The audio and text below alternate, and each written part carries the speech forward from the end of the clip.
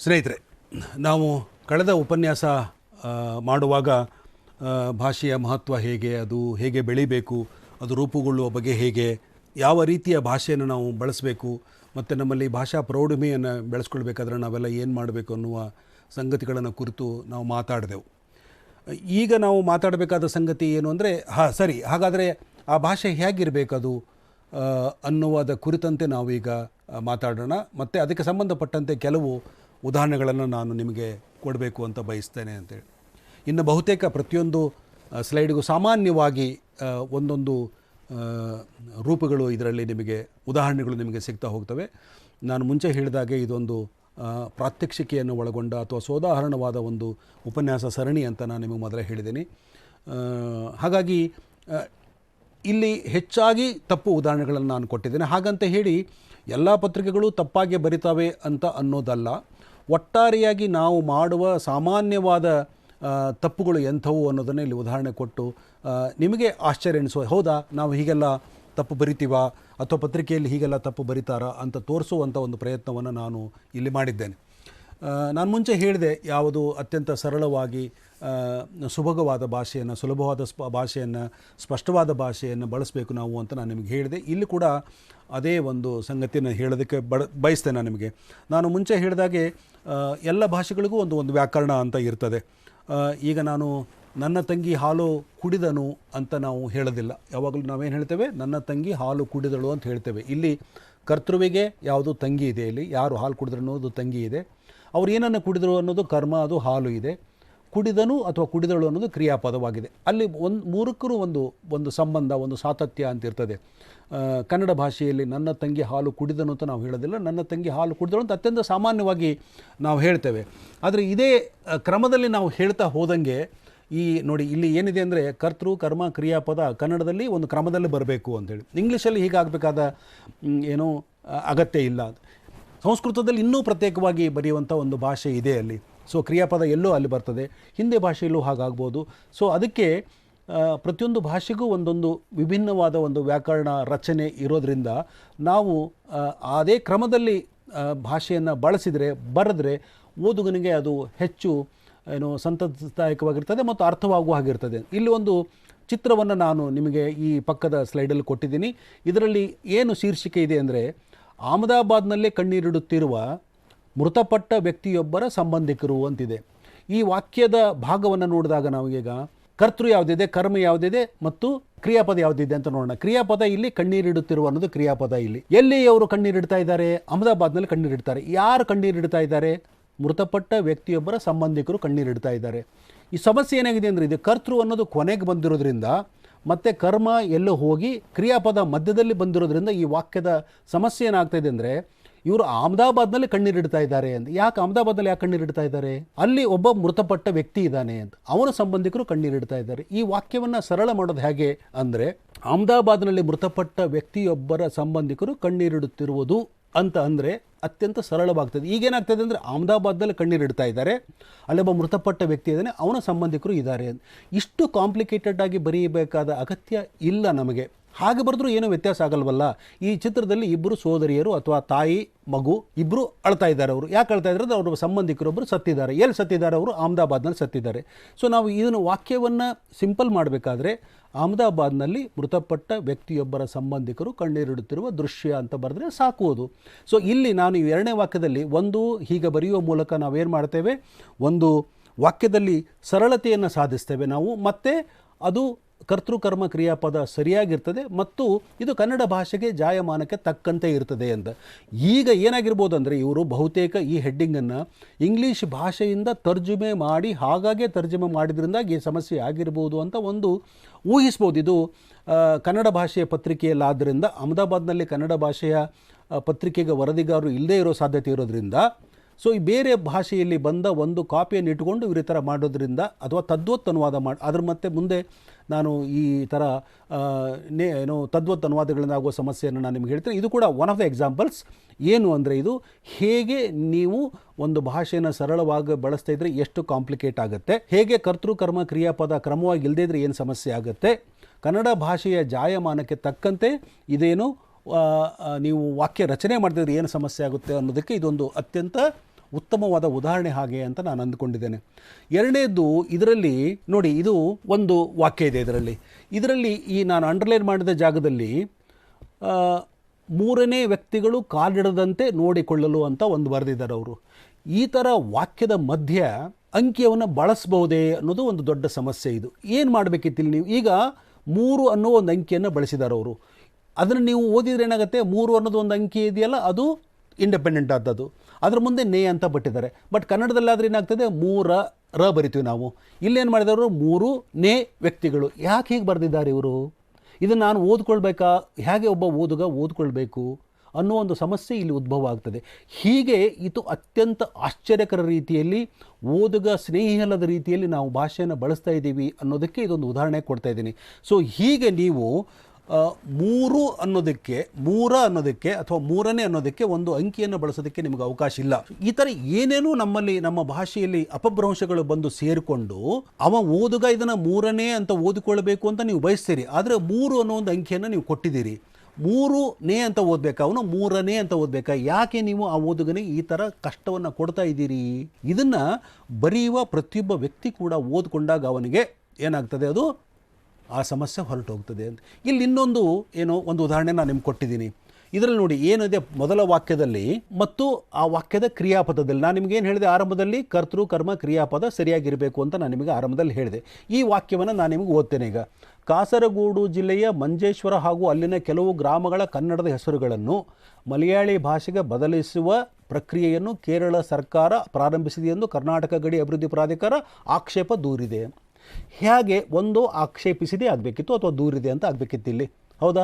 ನೀವು ಏನು ಮಾಡ್ತಾನೆ ಇವನು ಅಂದರೆ, ಇವನಿಗೆ ಒಂದು ಪದ ಅಥವಾ ಈ ವ್ಯಕ್ತಿಗೆ ಬರೆದ ವ್ಯಕ್ತಿಗೆ ಒಂದು ಮೊದಲ ಪ್ಯಾರಾದಲ್ಲಿ ಬರೆಯುವ ಕ್ರಿಯಾಪದ ಸರಿಯಾಗಿ ಆ ಪದಕ್ಕೆ ಹೊಂದುವ ಹಾಗೆ ಇರಬೇಕಂತ ಕೂಡ ಅವರಿಗೆ ತಿಳ್ಕೊಳ್ಳುವಷ್ಟು ಅಥವಾ ಓದುವಷ್ಟು ಅಥವಾ ಬರೆಯುವಷ್ಟು ವ್ಯವಧಾನ ಇಲ್ಲ. 2 ಕ್ರಿಯಾಪದಗಳನ್ನು ಅವ್ರು ಇಲ್ಲಿ ಬಳಸಿದ್ದಾರೆ. ಒಂದು ಆಕ್ಷೇಪಿಸಿದೆ ಅನ್ನೋದು, ಇನ್ನೊಂದು ದೂರಿದೆ. 2 ಒಂದೇ ಅರ್ಥ ಇರೋದು. ಆಕ್ಷೇಪ ದೂರಿದೆ ಅನ್ನೋ ಪದವ ಬಳಸಿರೋದು ಆಶ್ಚರ್ಯಕರವಾಗಿದೆ. ಸೊ ಅವ್ರಿಗೆ ಆಕ್ಷೇಪಿಸಿದೆ ಅಂತ ಬರೀಬೇಕಾದಂಥ ಉದ್ದೇಶ ಇರಬಹುದು ಅಂತ ನಾವು ಅಂದ್ಕೊಳ್ಬೋದು. ಆದರೆ ದೂರಿದೆ ಅನ್ನೋ ಪದ ಬಂದಿದೆ, ಹಾಗಾಗಿ ಅವರು ಆಕ್ಷೇಪ ಅನ್ನೋದನ್ನು ಅಷ್ಟಕ್ಕೆ ಬಿಟ್ಟು ದೂರಿದೆ ಅಂತ ಪದವನ್ನು ಬರೆದ್ರು. ಆಮೇಲೆ ಅದನ್ನು ಓದಲಿಕ್ಕೆ ಅವರು ಹೋಗಲಿಲ್ಲ. ಈ ಕಾಪಿಯನ್ನು ಅವರು ಓದಿದರೆ ಏನಾಗ್ತಿತ್ತು ಅವರಿಗೆ, ಈ ಸಮಸ್ಯೆ ಇಲ್ಲಿ ಮೊದಲ ಪ್ಯಾರದಲ್ಲೇ ನನ್ನ ಕಾಪಿಯಲ್ಲಿ ಸಮಸ್ಯೆ ಇದು ಅನ್ನೋಂಥ ಒಂದು ಅವ್ರಿಗೆ ಏನಾಗ್ತಿತ್ತು ಗೊತ್ತಾಗ್ತಿತ್ತು. ಆವಾಗ ಒಂದು ಆಕ್ಷೇಪಿಸಿದೆ ಅಂತ ಬಳಸ್ತಿದ್ರು ಅಥವಾ ದೂರಿದೆ ಅಂತ ಬಳಸ್ತಿದ್ರು. ಈಗ ಆಕ್ಷೇಪ ದೂರಿದೆ ಅನ್ನೋದಕ್ಕೆ ಅರ್ಥವೇ ಇಲ್ಲ, ಆ ಪದಕ್ಕೆ ಅರ್ಥವೇ ಇಲ್ಲ ಅಂತೇಳಿ. ಮುಂದೆ ಇಲ್ಲಿ ಮೇಲ್ಗಡೆ ಮೊದಲ ಪ್ಯಾರದಲ್ಲಿ ಅವ್ರು ಏನು ಬರೀತಾರೆ, ಕನ್ನಡದ ಹೆಸರುಗಳನ್ನು ಅಂತ ಬರೀತಾರೆ. ಇಲ್ಲಿ ನಾಮಫಲಕ ಬದಲಾಯಿಸುವ ಪ್ರಕ್ರಿಯೆ ಅಂತ ಹೇಳ್ತಾರೆ ಅವರು. ಇಲ್ಲಿ ಹೆಸರುಗಳನ್ನು ಬದಲಾಯಿಸ್ತಾರೆ ಅಥವಾ ನಾಮಫಲಕಗಳನ್ನು ಬದಲಾಯಿಸ್ತಾ ಇದ್ದಾರೋ? ಇಲ್ಲಿ ಕೂಡ ಅಥವಾ ಮೊದಲು ನಾಮಫಲಕ ಅಂತ ಇರಬೇಕಿತ್ತು ಅಥವಾ ಇಲ್ಲಿ ಕೂಡ ಹೆಸರು ಅಂತ ಇರಬೇಕಿತ್ತು. ಮುಂದೆ ಮತ್ತೆ ಏನು ಮಾಡ್ತಾರೆ ಅವರು, ಹಲವು ಹಳ್ಳಿಗಳ ಹೆಸರುಗಳನ್ನು ಬದಲಾಯಿಸ್ತಾ ಇದ್ದಾರೆ ಅಂತೇಳಿ. ನಾಮಫಲಕ ಮತ್ತು ಹೆಸರಿಗಿರೋ ವ್ಯತ್ಯಾಸ ಏನು ಅನ್ನೋದಕ್ಕೆ ನಾನು ನಿಮಗೆ ಇಲ್ಲಿ ಹೇಳಬೇಕು. ಒಂದು ಊರಲ್ಲಿ ನೀವು ಹೋಗ್ತಿದ್ದಂಗೆ ಒಂದು ನಾಮಫಲಕ ಮಂಜೇಶ್ವರ ಅಂತಿರ್ತದೆ ಅಥವಾ ಮುದ್ದೇಬಿಹಾಳ ಅಂತಿರ್ತದೆ ಅಥವಾ ಬಾಗೇವಾಡಿ ಅಂತಿರ್ತದೆ. ಏನೋ ಒಂದು ನೀವು ಬರುವಾಗಲೇ ಒಂದು ನಾಮಫಲಕ ಅಂತಿರ್ತದೆ. ಇನ್ನೊಂದು ಆ ಊರಿಗೆ ಹೆಸರಿರೋದು ನಾಮಫಲಕದಲ್ಲಿ ಇರಬೇಕಾದ ಅಗತ್ಯ ಇಲ್ಲ. ಅದು ಕಂದಾಯ ಇಲಾಖೆಯ ಕಡತದಲ್ಲಿರ್ತದೆ, ಎಲ್ಲ ಸರ್ಕಾರದ ಕಡತದಲ್ಲಿರ್ತದೆ. ಅಲ್ಲಿ ಬದಲಾವಣೆ ಮಾಡ್ತಾ ಇದ್ದಾರಾ ಅಥವಾ ಇಲ್ಲಿ ಊರಿನ ಹೆಸರನ್ನು ನಾಮಫಲಕದಲ್ಲಿ ಮಾತ್ರ ಬದಲಾವಣೆ ಮಾಡ್ತಾ ಇದ್ದಾರೆ ಅವರು? ಈ ಗೊಂದಲವು ಕೂಡ ಈ ಕಾಪಿ ಸೃಷ್ಟಿ ಮಾಡ್ತದೆ ಅಂತೇಳಿ. ಇನ್ನೊಂದು, ಇಲ್ಲಿ ಮತ್ತೆ ಕ್ರಿಯಾಪದಕ್ಕೆ ನಾನು ಬರ್ತೇನೆ. 3ನೇ ಕಾಲಮ್ದಲ್ಲಿ ಮಲಯಾಳಂ ಭಾಷೆ ಹೆಸರುಗಳನ್ನು ಗ್ರಾಮಗಳಿಗೆ ನೀಡುವುದರಿಂದ ಅಂತ ಹೇಳಿ. ಗ್ರಾಮಗಳಿಗೆ ಹೆಸರನ್ನು ನೀಡ್ತಾರಾ ಅಥವಾ ಇಡ್ತಾರಾ?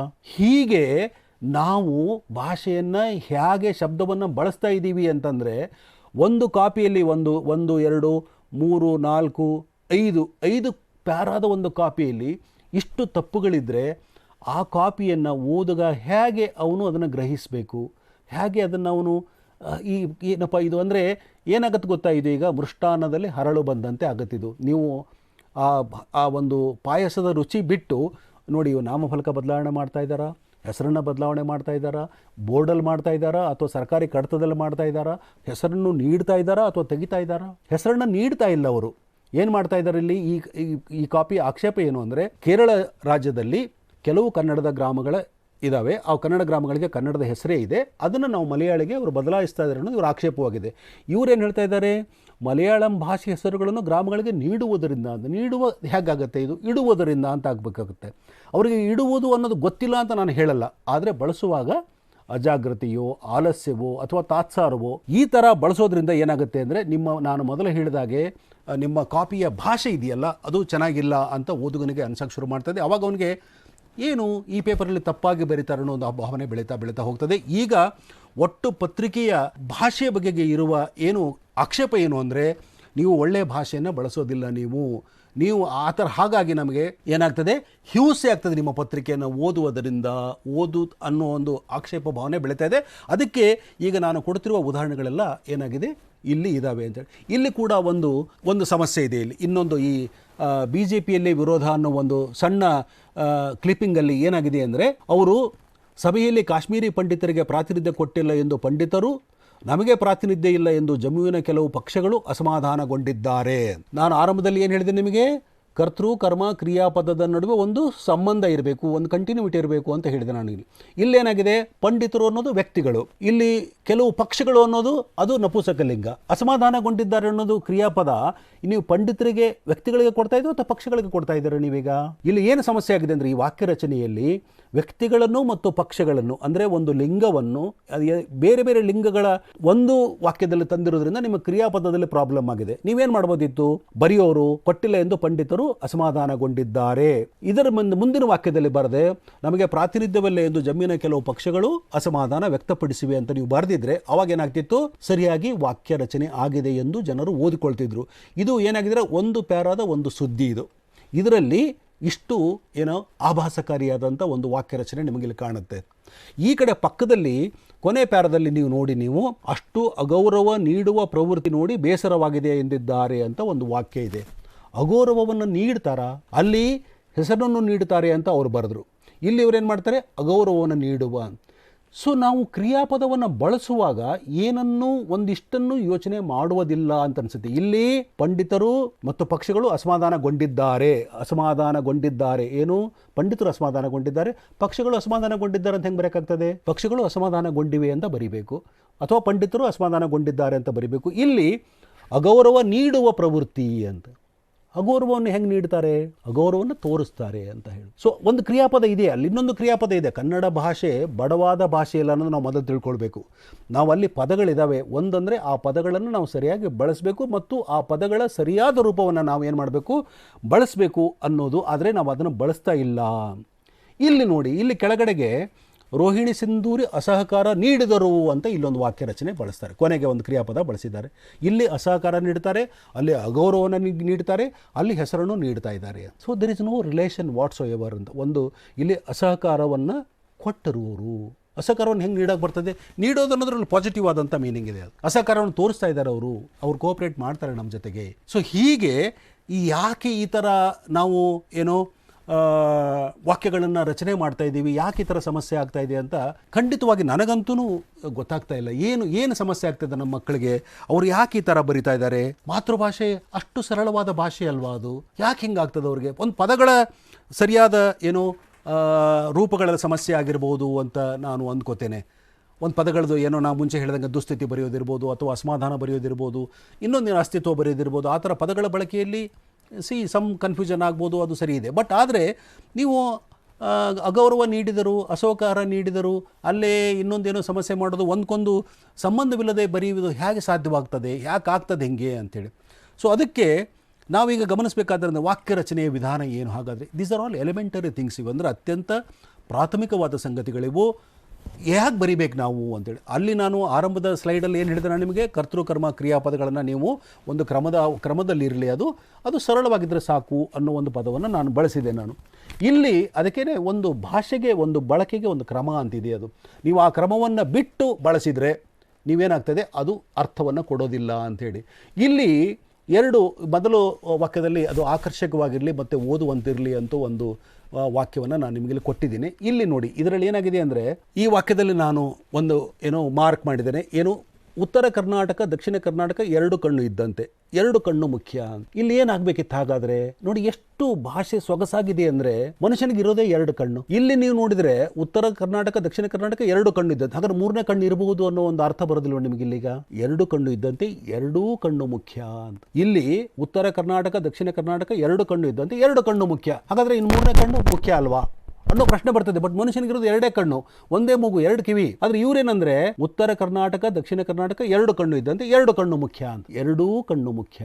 ಆಗ ಏನು ಹೇಳ್ತಾನೆ ಅವರು ಮಂತ್ರಿ ಇದ್ದವರು, ನೋಡಿ ಉತ್ತರ ಕರ್ನಾಟಕ ದಕ್ಷಿಣ ಕರ್ನಾಟಕದ್ದು ನಮಗೆ ಎರಡು ಕಣ್ಣಿದ್ದಂತೆ ಈ ರಾಜ್ಯಕ್ಕೆ ಎರಡೂ ಕಣ್ಣು ಮುಖ್ಯ, ಒಂದು ಕಣ್ಣಿದ್ರೆ ಆಗೋದಿಲ್ಲ, ಯಾಕಂದರೆ ಮನುಷ್ಯನಿಗೆ ಎರಡೂ ಕಣ್ಣು ಬೇಕು, ಬಲಗಣ್ಣು ಬೇಕು ಎಡಗಣ್ಣು ಬೇಕು ಅಂತ ಅವ್ರು ಹೇಳ್ತಾ ಇದ್ದಾರೆ. ಇವ್ರೇನು ಬರೀತಾರೆ, ಎರಡು ಕಣ್ಣು ಇದ್ದಂತೆ ಎರಡು ಕಣ್ಣು ಮುಖ್ಯ. ಈಗ ಇದಕ್ಕೆ ಇನ್ನೊಂದು ನಾವು ಉದಾಹರಣೆ ಹೇಳ್ಬೋದು. ಒಬ್ಬ ಕಳ್ಳ ಒಂದು ಮನೆಗೆ ಬಂದಿದ್ದ, ಅವನು ಮನೆಯ 2ನೇ ಮಹಡಿಗೆ ಹೋಗಿ ಕಳ್ಳತನ ಮಾಡೋಕ್ಕೆ ಪ್ರಯತ್ನ ಮಾಡ್ತಿದ್ದ. ಅವನು ಮನೆ ಮಾಲೀಕರು ಎಚ್ಚರಗೊಂಡಿದ್ದರಿಂದ ಅವನು ಮೇಲಿನಿಂದ ಕೆಳಗಡೆ ಜಿಗಿದ, ಅವನ 2 ಕಾಲಿಗೆ ಪೆಟ್ಟಾಯಿತು. ಅಂದರೆ 3ನೇ ಕಾಲಿತ್ತು ಅಂತ ಅರ್ಥ ಆಗಲ್ವಾ? ನಾವು ಹೇಳುವಾಗೇ 2 ಕಾಲಿಗೆ ಪೆಟ್ಟಾಯಿತು ಅಂತ ಹೇಳ್ತೀವಿ ನಾವು, ಅವನು 2 ಕೈಗೆ ಪೆಟ್ಟಾಯಿತು ಅಂತ ಹೇಳ್ತೀವಿ. ಒತ್ತಿದೆ ಭಾಷೆಯಲ್ಲಿ. ಕನ್ನಡ ಭಾಷೆಯ ಸೊಗಸು ಏನು ಅಂದರೆ ನೀವು ಅದನ್ನು ಮಾತನಾಡಿದ ಹಾಗೆ ಬರೆದ್ರೆ ಸಾಕು. ಹಾಗೆ 2 ಕಾಲಿಗೆ ಪೆಟ್ಟಾಯಿತು ಅಂದರೆ 2 ಅಂತ ಬರೀರಿ ಸಾಕು. ಇಲ್ಲಿ 2 ಅಂತ ಬರೆದ ಕೂಡಲೇ ಓ ಇನ್ನು 3ನೇ ಕಾಲು ಇರ್ಬೋದು ಅವನಿಗೆ ಅನ್ನುವಂಥ ಒಂದು ಪ್ರಶ್ನೆ ಬರ್ತದೆ. ಇಲ್ಲಿ ಕೂಡ ಏನಾಗಿದೆ, 2 ಕಣ್ಣು ಮುಖ್ಯ. ಇದು ಅತ್ಯಂತ ಸೂಕ್ಷ್ಮವಾದ ಭಾಷೆಗಳು. ನಾನು ಇದನ್ನು ಈ ಉದಾಹರಣೆಗಳನ್ನು ಕೊಡದೆ ಹೇಳಿದರೆ ನೀವು ನಂಬಲಿಕ್ಕಿಲ್ಲ ಅನ್ನೋ ಕಾರಣಕ್ಕಾಗಿ ನೀವನ್ನೆಲ್ಲ ಉದಾಹರಣೆಗಳನ್ನು ನಾನು ಕೂತು ಹುಡುಕಿಕೊಂಡು ಬಂದು ಈ ಉದಾಹರಣೆಗಳನ್ನು ಕೊಟ್ಟಿರೋದ್ರಿಂದ ನಿಮಗೆ ಓ ನಾವೀಗ ಬರಿತಾ ಇದ್ದೀವಾ. ಆದರೆ ನೀವು ಯಾರೇ ಆಗಲಿ ಹೇಳುವಾಗ 2 ಕಣ್ಣು ಅಂತಲೇ ಹೇಳ್ತಾರೆ. ಕನ್ನಡ ಭಾಷೆಯನ್ನು ಮಾತಾಡುವ ಎಷ್ಟೇ ಅವನು ಅಶಿಕ್ಷಿತನಾಗಿರಲಿ, ಅವನು ಏನೇನು ಓದದವನು ಇರಲಿ, ಅವನು ಮಾತ್ರ ಹೇಳುವಾಗ 2 ಕಣ್ಣು ಅಂತ ಹೇಳ್ತಾನೆ. ಇಲ್ಲಿ ಯಾರೂ ಬರಬೇಡಿ ಅಂತ ಹೇಳ್ತಾನೆ, ಬರೆಯುವಾಗ ನಾವು ಯಾರು ಬರಬೇಡಿ ಅಂತ ನಾವು ಬರಿತೇವೆ. ಮೇಲಿನಿಂದ ಬಿದ್ದ 2 ಕಾಲಿಗೂ ಪೆಟ್ಟಾಯಿತು ಅಂತ ಹೇಳ್ತೀವಿ, 2 ಕಾಲಿಗೂ ಪೆಟ್ಟಾಯಿತು ಅಂತ ನಾವು ಹೇಳ್ತೇವೆ. ದೆರ್ ಇಸ್ ಅ ಸ್ಟ್ರೆಸ್ ಇದೆ ಅದರಲ್ಲಿ. ಮನುಷ್ಯನಿಗೆ ಇರೋದೇ 2 ಕಾಲು, ಇರೋದೇ 2 ಕಣ್ಣು. ಆ 2 ಕಣ್ಣಿಗೂ ಕಷ್ಟವಾದರೆ ಅದನ್ನು ಅವನು ಏನು ಮಾಡ್ತಾ ಇದ್ದಾನೆ, ಅಲ್ಲಿ ಹೇಳಕ್ಕೆ ಪ್ರಯತ್ನ ಮಾಡ್ತಾ ಇದ್ದಾನೆ. ಬರವಣಿಗೆ ಮಾಡುವಾಗ ಈ ಒತ್ತು ಹೊರಟೋಗ್ತದೆ. ಯಾಕೆ ಹೊರಟೋಗ್ತದೆ ನನಗೆ ಅದು ಗೊತ್ತಾಗ್ತಾ ಇಲ್ಲ. ನಾನು ಅರ್ಥ ಮಾಡ್ಕೊಳ್ಳೋಕ್ಕೆ ಪ್ರಯತ್ನ ಮಾಡ್ತಾ ಇದ್ದೀನಿ ಅದನ್ನು. ಯಾಕೆ ಹಿಂಗೆ ನಮ್ಮ ಮಕ್ಕಳಿಗೆ ಆಗ್ತಾ ಇದೆ, ಬರೆಯುವಾಗ ಅವ್ರಿಗೆ ಭಾಷೆ ಏಕೆ ಕೈ ಕೊಡ್ತಾ ಇದೆ, ಅವ್ರಿಗೆ ಯಾಕೆ ಅವ್ರಿಗೆ ಒದಿಗೆ ಬರ್ತಾ ಇಲ್ಲ, ಓ ಇಲ್ಲಿ ತಪ್ಪಾಯ್ತಲ್ಲ. ಏನು ಹೇಳ್ತಾರೆ ಅಂದರೆ ನಮಗೆ ಭಾಷೆ ಎಷ್ಟು ಚೆನ್ನಾಗಿ, ಆಮೇಲೆ ಇಟ್ಸ್ ಆಫ್ಟರ್ ಆಲ್ ಅವ್ರ ಮದರ್ ಟಂಗ್ ಇದು, ನಮ್ಮ ಮಾತೃಭಾಷೆ, ನಮ್ಮ ತಾಯಿ. ನಾನು ಮೊದಲೇ ಹೇಳಿದೆ, ನಮ್ಮ ತಾಯಿಯ ಎದೆ ಹಾಲು ಕುಡಿಯೋದ್ರಿಂದ ಬಂದ ಭಾಷೆ ಇದು. ಇಂಗ್ಲೀಷ್ ಭಾಷೆ ಆದರೆ ನಮ್ಮದಲ್ಲ, ಅದು ವಿದೇಶದ ಭಾಷೆ. ಅದು ಅದರ ಏನೋ ನಮಗೆ ಅದು ಅರ್ಥವಾಗಲ್ಲ, ಬರೆಯೋಕ್ಕೆ ಬರಲ್ಲ ಅಂತ ನಾನು ಒಪ್ಕೋತೇನೆ. ಹಿಂದಿ ನಮ್ಮ ಭಾಷೆ ಅಲ್ಲ, ಒಪ್ಕೋತೇನೆ ನಾನು. ಕನ್ನಡ ನಮ್ಮದು ಭಾಷೆ ಇದೆ. ಯಾಕೆ ಈ ಥರ ಸಮಸ್ಯೆ ಆಗ್ತದೆ? ಇಂಥದ್ದು ಅಂಟಿ ನಂಬರ್ ಆಫ್ ಎಕ್ಸಾಂಪಲ್ಸ್ ನಾವು ಕೊಡ್ತಾ ಹೋಗ್ಬೋದು ನಿಮಗೆ. ಇಲ್ಲಿ ಪಕ್ಕದಲ್ಲಿ ಇಲ್ಲಿ ಅನ್ಯ ಜಾತಿಯ ಪ್ರೇಮಿಗಳು ಗ್ರಾಮದಿಂದ ಓಡಿ ಹೋಗಿದ್ದಕ್ಕೆ, ಅನ್ಯ ಜಾತಿಯ ಏನೋ ಪ್ರೇಮಿಗಳು ಅಂದರೆ ಏನು, ಅನ್ಯ ಜಾತಿ ಅಂದರೆ ಏನು, ಇಬ್ಬರು ಬೇರೆ ಬೇರೆ ಜಾತಿಯವರು ಅಂತ ಅವ್ರು ಹೇಳಬೇಕಾಗಿದೆಯಲ್ವಾ ಅವ್ರಿಗೆ. ಅನ್ಯ ಜಾತಿ ಅಂದರೆ ಹೆಂಗೆ, ಅದು ಅನ್ಯ ಜಾತಿ ಅನ್ನೋದು ಇಬ್ಬರಿಗೂ ಹೆಂಗೆ ಅನ್ವಯ ಆಗುತ್ತೆ? ಭಿನ್ನ ಜಾತಿ ಅಂದರೆ ಅನ್ವಯ ಆಗ್ತದೆ. ನಂದೊಂದು ಜಾತಿ ಅವಳದೊಂದು ಜಾತಿ ಅಂದರೆ ಭಿನ್ನ ಭಿನ್ನ ಜಾತಿಯ ಇಬ್ಬರು ಪ್ರೇಮಿಗಳು ಅಂದರೆ ಅರ್ಥ. ಅನ್ಯ ಜಾತಿ ಅಂದರೆ ಒಂದೇ ಆಗುತ್ತಲ್ವಾ? ಸೊ ಇರೋದು ಇಲ್ಲಿ ಏನಿದೆ ಅಂದರೆ ಅನ್ಯ ಬರ್ಬೋದಲ್ಲ, ಭಿನ್ನ ಬರೆದ್ರೆ ಸಾಕು, ನೀವು ಸರಿ ಹೋಗುತ್ತೆ. ಭಿನ್ನ ಜಾತಿಯ ಪ್ರೇಮಿಗಳು ಅಂದರೆ ಅವರಿಬ್ಬರದು ಜಾತಿ ಬೇರೆ ಬೇರೆ ಇತ್ತು, ಹಾಗಾಗಿ ಅವ್ರು ಓಡ್ ಹೋಗಿದ್ದಾರೆ. ಅವ್ರಿಗೆ ಏನಾಗಿದೆ, ಅದು ಸಮಸ್ಯೆ ಆಗಿದೆ. ಯಾಕಂದರೆ ಅವ್ರ ಪಾಲಕರು ಅವ್ರ ಮದುವೆ ಆಗೋದಕ್ಕೋ ಅಥವಾ ಜೊತೆ ಆಗಿರೋದಕ್ಕೋ ಅವ್ರು ಒಪ್ತಾ ಇಲ್ಲೋ ಅನ್ನೋದು ಅರ್ಥ ಬರ್ತದೆ. ಅನ್ಯ ಜಾತಿಯ ಅಂದರೆ ಇದು ಏನಾಗ್ತದೆ, ಇದು ಯಾಕೆ ಈ ಥರ ನಾವು ತಪ್ಪಾಗಿ ಭಾಷೆಯನ್ನು ಬಳಸಿ ಏನೋ ಅಂದರೆ ಸ್ಕಾಟ್ ಫ್ರೀ ಅನ್ನೋ ಥರ ನಾವು ಹೋಗ್ತಾ ಇದ್ದೀವಿ ಅಂತಂದರೆ ನೋಡೋರು ಯಾರೂ ಇಲ್ಲತಕ್ಕಂಥ ಒಂದು ಸಮಸ್ಯೆ ಬಂದಿದೆ. ಆರಂಭದಲ್ಲಿ ಏನಾಗ್ತಿತ್ತು ಅಂದರೆ ಪತ್ರಿಕೋದ್ಯಮದಲ್ಲಿ ನಾನು ಹೇಳಿದೆ, ಒಂದು ಓವಲ್ ಶೇಪ್ ಆದಂಥ ಒಂದು ಟೇಬಲ್ ಮುಂದೆ ಸುತ್ತಲೂ ನಾವೆಲ್ಲ ಕೂತ್ಕೋತಿದ್ದೆವು. ಮುಖ್ಯಸ್ಥರಾದರು ಇಲ್ಲಿ ಕೂತ್ಕೊತಿದ್ರು, ಅವರು ಮುಖ್ಯ ಉಪಸಂಪಾದಕರು ಅಥವಾ ಸುದ್ದಿ ಸಂಪಾದಕರು ಆಗಿರ್ತಿದ್ರು. ನಾವು ಪಕ್ಕದಲ್ಲೆಲ್ಲ ಅವ್ರ ಪಕ್ಕದಲ್ಲಿ ಒಬ್ಬರು ಸೀನಿಯರ್ ಆದಂಥ ಸಬ್ ಎಡಿಟರ್ ಕೂತ್ಕೋತಿದ್ರು, ಈ ಕಡೆ ಒಬ್ಬರು ಸೀನಿಯರ್ ಆದಂಥ ಸಬ್ ಎಡಿಟರ್ ಕೂತ್ಕೋತಿದ್ರು, ಆ ಕಡೆಗೆಲ್ಲ ಉಪಸಂಪಾದಕರು ಕೂತ್ಕೋತಾ ಇದ್ರು. ಅವರು ಬರೆದ ಕಾಪಿಯನ್ನು ಏನಾಗ್ತಿತ್ತು, ಆಗ ನಾವೆಲ್ಲ ಕೈಯಲ್ಲಿ ಬರೆದು ಕಾಗದಲ್ಲಿ ಬರೆದು ಕೊಡ್ತಿದ್ದೆವು. ಕೆಲವರು ನಮ್ಮಂಥವ್ರು ಟೈಪ್ ರೈಟಿಂಗ್ ಗೊತ್ತಿದ್ದರು, ಟೈಪ್ ರೈಟಿಂಗ್ದಲ್ಲಿ ಬರೆದಿಯನ್ನು ಕೊಡ್ತಿದ್ವಿ ನಾವು. ಅವರು ಆ ಟೈಪ್ ರೈಟರ್ ಬರೆದ ವರದಿಯನ್ನು ಅಥವಾ ಕೈಯಿಂದ ಬರೆದ ವರದಿಯನ್ನು ಓದಿ ಅದರಲ್ಲಿರುವ ಕಾಗುಣಿತ ದೋಷಗಳನ್ನು ತಿದ್ದಿ ಅದಕ್ಕೊಂದು ಆಕರ್ಷಕ ಹೆಡ್ಡಿಂಗ್ ಕೊಟ್ಟು ಕಳಿಸಿದ್ರು ಅವರು. ಹೀಗೆ ಮೊದಲ ವಾಕ್ಯದ ಮೊದಲ ಪದದಲ್ಲೇ ಸಮಸ್ಯೆ ಇದ್ದರೆ ಖಂಡಿತವಾಗಿ ಅದು ನಮ್ಮ ಹಿರಿಯರ ದೃಷ್ಟಿಯನ್ನು ತಪ್ಪಿ ಹೋಗ್ತಿರಲಿಲ್ಲ.